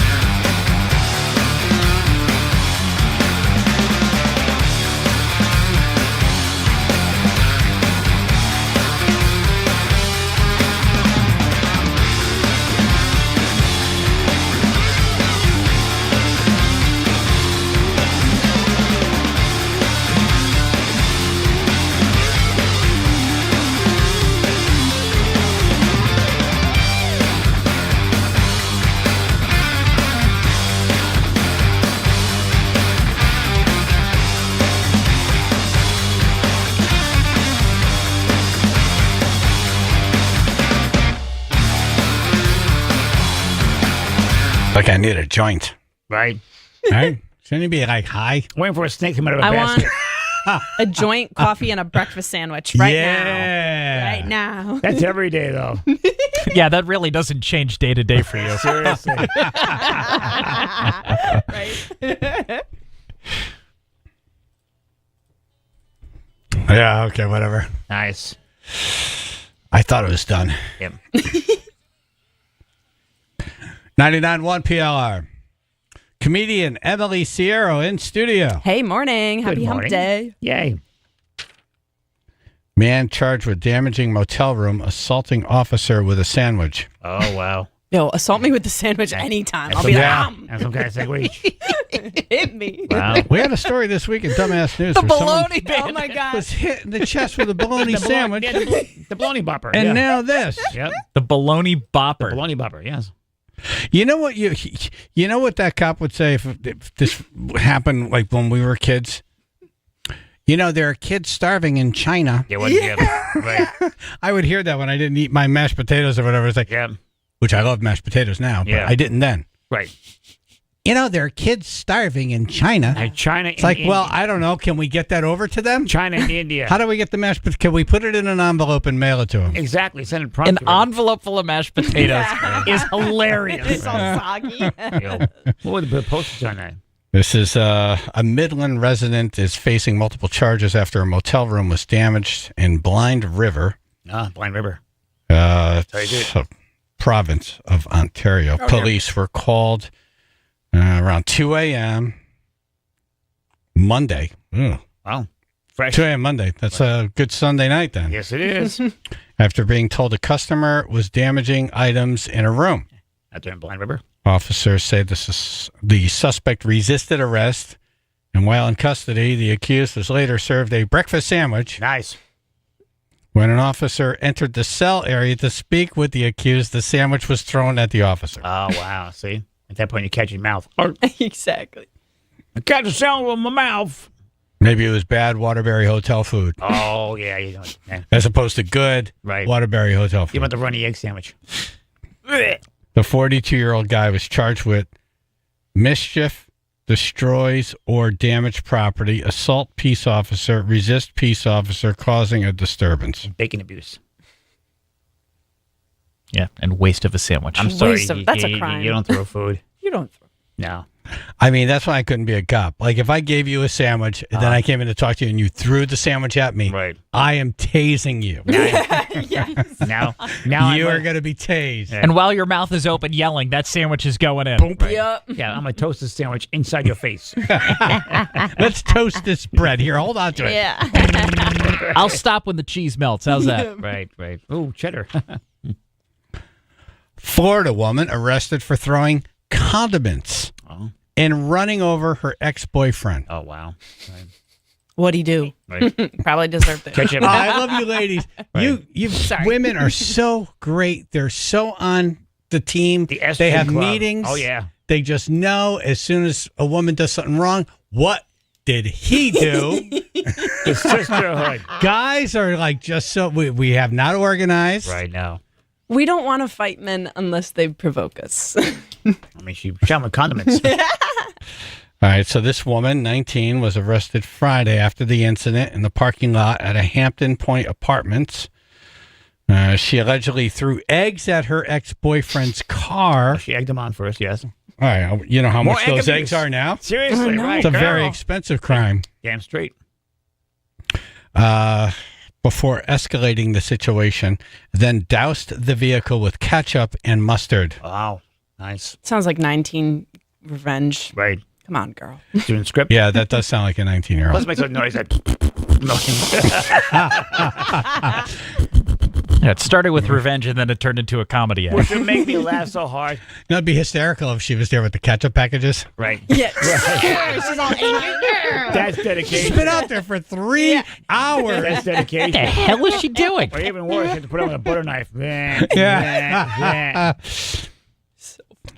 Let's see. Moments later, says suspect came speeding around the corner in her Range Rover and struck the victim with her vehicle. Yeah. See, now that's I hope that was ketchup. Seriously, yeah. You're right, though, AJ. I like that you can't find ketchup in just a regular jar. Yeah. It doesn't exist. No.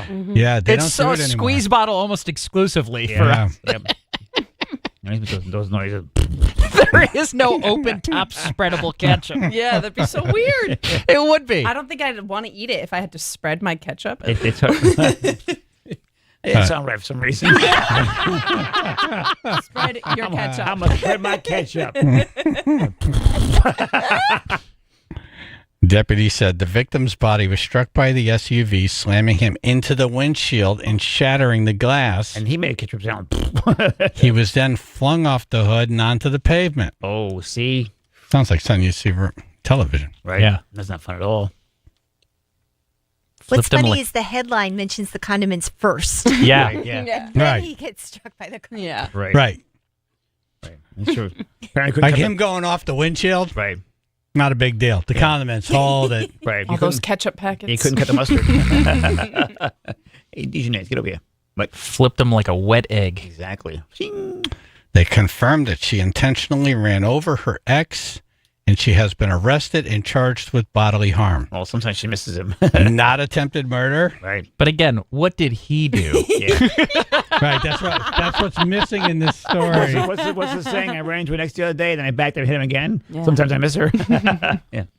The victim was treated by paramedics at the scene, transported to a local hospital for further care. The victim is now out of the hospital, but suffering from several fractures. Right. You see Conrad screams, ah! Ketchup! Never look at ketchup again. Give me one. Give me one. Nice. Yep, I remember these nights. Yeah. Not getting hit by a Range Rover, Started but up nice, didn't it? loud noises outside the house. Right. Uh-oh. Right. Oh, there's my lawn. You ever go out with a crazy Emily? My first boyfriend was cuckoo. And that's why I Cuckoo. broke up with him. It was nuts. Yeah. Nut bar. Oh my god. Oh, a Nut bar. Yeah. Not just nuts. Yeah. Nut He was bar. assembled. Yeah. Right. Oh. I had to change my phone number. Yeah, he's Yeah. blocked. Yeah. I had a phone number that had to get changed. I was like, you know what? We're not together anymore. This is too much communication. Yeah. That's bad. Yeah. Yeah. But it's hard to have a romantic moment with someone when your ex is outside screaming what an idiot you are. Right. Oh my god. Right. So you already have the new person. The new person's over. Got Wow. it. Right. We're about to have a romantic time now. Right. Wow. And you're getting their Yelp review outside. Oh. Right. Like, oh, okay. All right. I can hear you outside. Thank you. Oh my god. Don't make me get the ketchup. And my Yeah. Range Rover. Not very romantic. Did he tell you he doesn't pay for meals? Chaz and AJ. Hey, it's Michelle from Hamden. So one time at work, this patient had a bologna sandwich, and he was mad at the nurse, and he took the piece of bread off the bologna sandwich and exposed the mayonnaise and threw it at her, and it hit her right in the face on the cheek, and it just stayed there because of the mayonnaise. Well, it had the glue. So you're saying he pinched the loaf. Exposed the mayonnaise. What are these terms we're using for condiments today? Spread the ketchup, expose the Right. mayonnaise. And you said, what the hell, man? Mustard's over here like, I'm cool. Leave me alone. Right. You dirty souls. You exposed the mayonnaise. You spread the ketchup, you penetrate the mustard. Right. Wow. It's so hysterical when the food hits. And It just stays. Yeah. The best so ever. funny. The best ever. Hey, I mean- don't do that. Yeah, and even if you're mad, you're laughing. Kind of laugh. You got to. Yeah, I would have done it. Thank you, Michelle.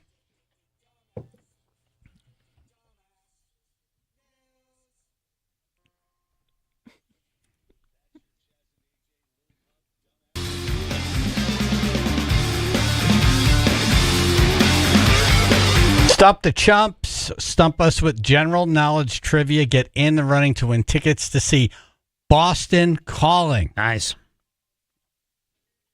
That is really awesome. Major. And we don't even stop there. Right. Give you a free car wash from Splash Car Wash. Oh, nice. 203-882-9757.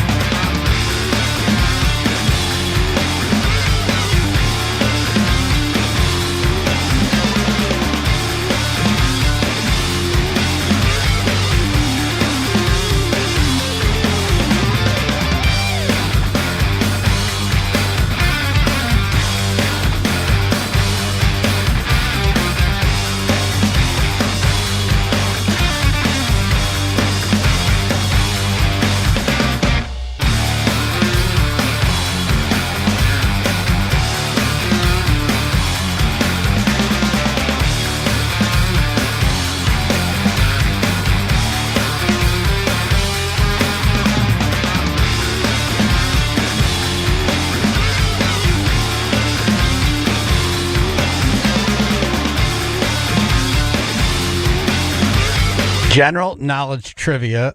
Ricky, 7 C's. Okay. The Eagles, they became a franchise in 1933. How many wins do they have as a team all the way to this point, including playoff games? More than one. Yeah, it's more than one. I think they had 14 just this year. So it's right. more than one. Yeah, but we're talking from 1933. I heard the question. I know. I just think, Ricky, where's our lobster rolls? That's what I want to know. Emily, I'm going to get you in final thoughts later. What? Uh-oh. Why? Did you she touch your said a face good in one some this way, morning. shape, or form on Oh, Twitch right. today? He's Okay. watching like every second. All right. We don't know. What's the answer? 812. I have no idea. Oh, I like that. All right. It's 666 wins. Wow. Okay. Thank you, Now, Ricky. guess the wait, really quick. Andrew and Wallingford. Which U.S. state has the longest cave system in the world? Cave system. Wow. Ooh. Who spelunks a lot? That's I want to fun. say like Virginia or something like that. Yeah, somewhere where the With mountains and whatnot. Appalachian. Oh, Yeah. yeah. You don't Oh, think like- it's like like where the Arkansas? Grand Canyon might be? Like It could Utah be. or something? Good I feel like point. Utah's just all It could be. Yeah. caves and caverns. Right. True. New Mexico, maybe? Something that borders Mexico? Right. Oh, those are tunnels. Right. Never mind. Right. Say that one more time, Andrew. Which U.S. state has the longest cave system in the world? Longest cave. So individual system. Yes. All right. That might be like North Carolina or something. Yeah, I'm going to say Appalachia because maybe they used that during the Underground Railroad, right? Oh, you think like West Virginia or Yeah, something? I don't know. I'm thinking Pennsylvania. What? Yeah, they have all those tunnels when you're driving to Are these Pittsburgh. man-made? Just natural. Natural cave system. Okay. Wow, natural caves. I don't know, Andrew. Who is it? North Carolina. No, We'll say North Virginia. Carolina. Virginia. We'll say Virginia. Kentucky. Damn it. Okay. Wow. Thank you. Yep. I don't want to waste it. He got in the running and annoyed me, so it was a double win. Right. And he knew it. He laughed on He's the like, way out. yeah. Jeff in New Haven. Good morning. What Hey. country is closest to Antarctica? Like friends or Chile? Close to Antarctica. Patagonia. Oh, could it be Australia? Or New Zealand, maybe? Chile. That's what South Pole, Yeah, right? I like Chile. Chile. Good heavens, Chile. Yeah, you got it. Nice. I We figured smart. it's chilly and it's really cold. Nice. Joe and Danbury. Good morning. Good morning. If the sun were to blow up now, how long would it be before we knew it? This is a Zeppelin song. If the sun were to blow. What do you know, Joe? What do you know we don't know? Yeah, Yeah, really. This is like some storm. Are you going to blow up the sun? For God's sake, the people. I know the sun is 93 million miles away, Right. and the speed of light is 186,000 miles per second. All right. I've driven that. Yeah. Do the math for me. Do the math. 7.5 minutes. I was I don't told know. to do me math on this job. So I took Yeah, it. as long as Stairway to Heaven is. 14 minutes. That would be amazing. 14 minutes. The duration I of got the 14, song. I got 14 minutes. 14 minutes. 14 Your minutes. final answer? Yes. No, it was somebody said it. They did. Great. Thanks for telling It us. was Led Zeppelin show. It's just somebody said 7.5 minutes, and that's right. It's like That's Phil. 7.2 minutes. Phil says, yes. That was I did. I literally just threw numbers out there. Yeah. I have no idea. Nice job, Phil. Yes, 7 minutes. Wow. All right, Joe. Thank you. Takes more time to make stickers. All right, bye. Brian in Bristol. Hey, good morning. Hey, good morning. Hey, the typical human body has how many vertebrae? Vertebrae. AJ, you should know this. Yeah. How many do you have broken? Let's start there. Three fractured vertebrae, yes. Okay. Yes. They're acting up. Thanks for bringing. Couldn't tell you. I have no idea how many vertebrae. 22. I know 3 are busted. Okay. Yeah. I do know that. So it's more than 3. Like Probably like 17, 18. It's like 17, 20. 18, 20. I would say 20, right? 22, something. 22 sounds nice. Yeah. Or 20 sounds nice. too. It's more than 30. More than Oh. 30. Okay, so that's good. I'm going to say 35. I don't know the answer. I guess I have we're no wrong. idea. Brian, you want to help us? 33. It is 33. 33. Damn it. Ah, you were close. I overshot Divided one. divided into four main regions: the cervical, the thorax, the lumbar, and the sacral. Oh, yeah, the sack one. Why'd you say sack? The sack. Like overemphasize sack. Yeah. I didn't bust my. No, I didn't bust my sack. I'm good. The sack's still in good shape. Thank you. It's called the sacral. That's all I got left. I had to emphasize the last one. Thank you, Brian. Good job. That whole area is still good. Mike in Woodbury. Thanks for asking. General knowledge Hey, trivia. good morning. Good morning, Mike. Good morning, guys. In the song "Girls, Girls, Girls," how many strip clubs are mentioned? Oh, this is a fun one. Is it? Telltales goes. Is at least 7. I want to say 5. I feel like it's more than that. Yeah. I like 7. 7? I don't know. I was going to say like 9, but I don't know. I don't know the answer. I never counted. Well, he has that run, but Right. then it's mentioned here and there as well, right? Right. Yeah. And 1,000 for Lauderdale. Right, but that's not a Looking at specific Tattletales, place. yeah. He said how many are mentioned. I mentioned Strip club names, not locations, right? No, names. names. Yeah, 9? I was going to say 9. I think that's too high. Yeah. 5. Yeah. I think that's too low.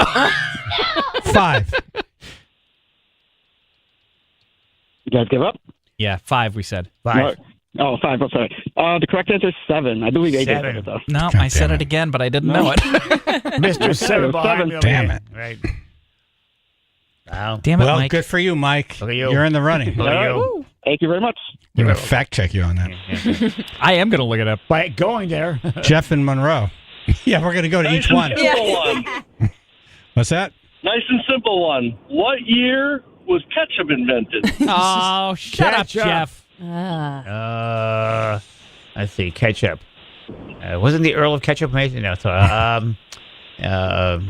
ketchup. Invented? You mean someone just squashed a tomato? Right. Added vinegar and said, okay, here. He's known to have invented ketchup. Heinz? The Heinz people?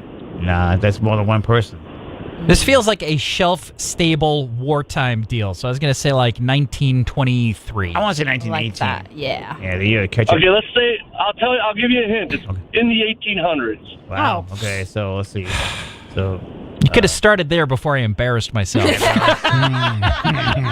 okay, Phil. I was thinking the same yeah, the thing. ketchup wars Like, over that here. sounds like a Great Depression food. Yeah, they used to drop bombs. Okay, 18. Go ahead, AJ. You got it. You got it. 1875. 1812. Damn it. Damn, ketchup. So Wow. Abe Lincoln had ketchup. Damn. What were they putting it on? Burgers? Bark. Who knows? Right. Ketchup. Raccoons. Wow. Raccoons? Raccoons. Raccoon meat with ketchup, yes. All right. Thank you, Jeff. Have a good one, guys.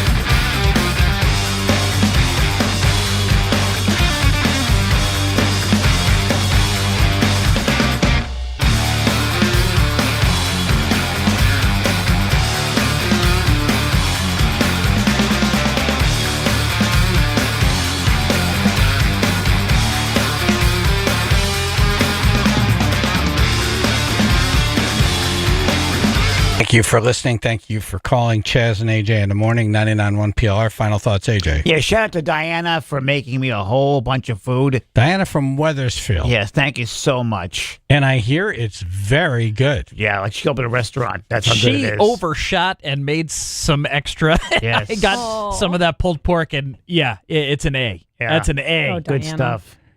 Thank you so much. Dinner all week. Really something special. Yeah, very nice of you. Thank you, Diana. But then she made some she made a whole thing. Right. So it was chili and it was pulled pork and I chicken and smoked ribs and chicken and banana pudding. And the banana damn, pudding had little AJ. wafers on it. Yeah, it was like Southern style. Like you, I ate it. I'm like, I can't believe that it's like so freaking good. like I may need more. Yeah. Yeah, I understand what you're doing. like I'm like it's like crack. Yeah. Well, thank for you, you, Diana. man. Yes, thank you so much. Very nice thing to Thanks do. everybody who's been helping so far. I really appreciate it. Thank Yeah. you. Thank you very much. Emily? I'm just excited to see AJ looking so healthy. Every week he looks better and better. Thank you. And Saturday I'll be at the Fine Fettle location in Waterbury. Oh. They're opening up, and I'm going to do tarot readings there. Yay. So come on, say Oh, hi, really? get your tarot done. Right. Saturday, eh? Saturday. Ruth? All right. The Dollhouse, the Tattletale Lounge, the Seventh Veil, the Crazy Horse, Body Shop, Marble Arch, and Tropicana make 7. Wow. Look at you. Thank you for that research. This whole commercial break to do that. This ain't How over. are we doing on the whatchamadinger? The Whatchamadinger is coming along. I want to double check and triple check and make sure it's good to go. All the names are in place? Mm-hmm. And then we randomly pull the numbers. Mm-hmm. Okay. Very good. Yeah. I just need someone to tell me who's the AFC and who's the NFC. Oh. Yeah. All right. No problem. Well, KFC's chicken. Just so you know. All Yeah, I right. feel like we've been kind of saying all week who's AFC, NFC. Phil? Eagles, NFC. Chiefs, AFC. Thank you. You got it. Chaz and AJ? Filing some papers. Thank you. Chaz and AJ? Lady balls. Lady balls. Chaz and AJ? AJ, I just remembered my stripper stage name. You can call me Dr. Nutbar. I prefer not to, but thank you. Chaz and AJ? Phil, they're putting 100% tariffs on Canadian geese. It's going to be huge. I can't wait. Yeah, keep them out. Chaz and AJ? Yeah, I'm still over by the kitchen. How do we get out of here? Chaz and AJ? I say, do you have any rugs available, sweetheart? Chaz and AJ? Great show today, guys. Ladies, it's Whip 'em Out Wednesday. Wow. Chaz and AJ? You know what my wife just said to me? She's right here. Do you have to call every day? Anyway, hi, Ruth. Hi, Al. The answer is yes, apparently. Hi, Al and Al's wife. Chaz and AJ? Super Bowl. Chaz and AJ? Did you know that Patrick Mahomes' dad was a pitcher for the New York Mets? I did not know that. Yes, he was. Chaz and he AJ? was not great. Okay, so Emily, when you were playing with your button this morning, what did clog your throat? What? Oh, with my button? Yeah. Oh, Yeah. dick hair. Kidding. I'm kidding. I can't make those jokes with Ricky. He's too gross. I hit the dump button. Oh, sorry. Get out of the bushes, Ricky. Chaz and AJ? Good show, guys. Chaz and AJ? Beef and shrimp below for the Super Bowl, Oh. baby. It's a great spread. The best. Yes. Chaz and AJ?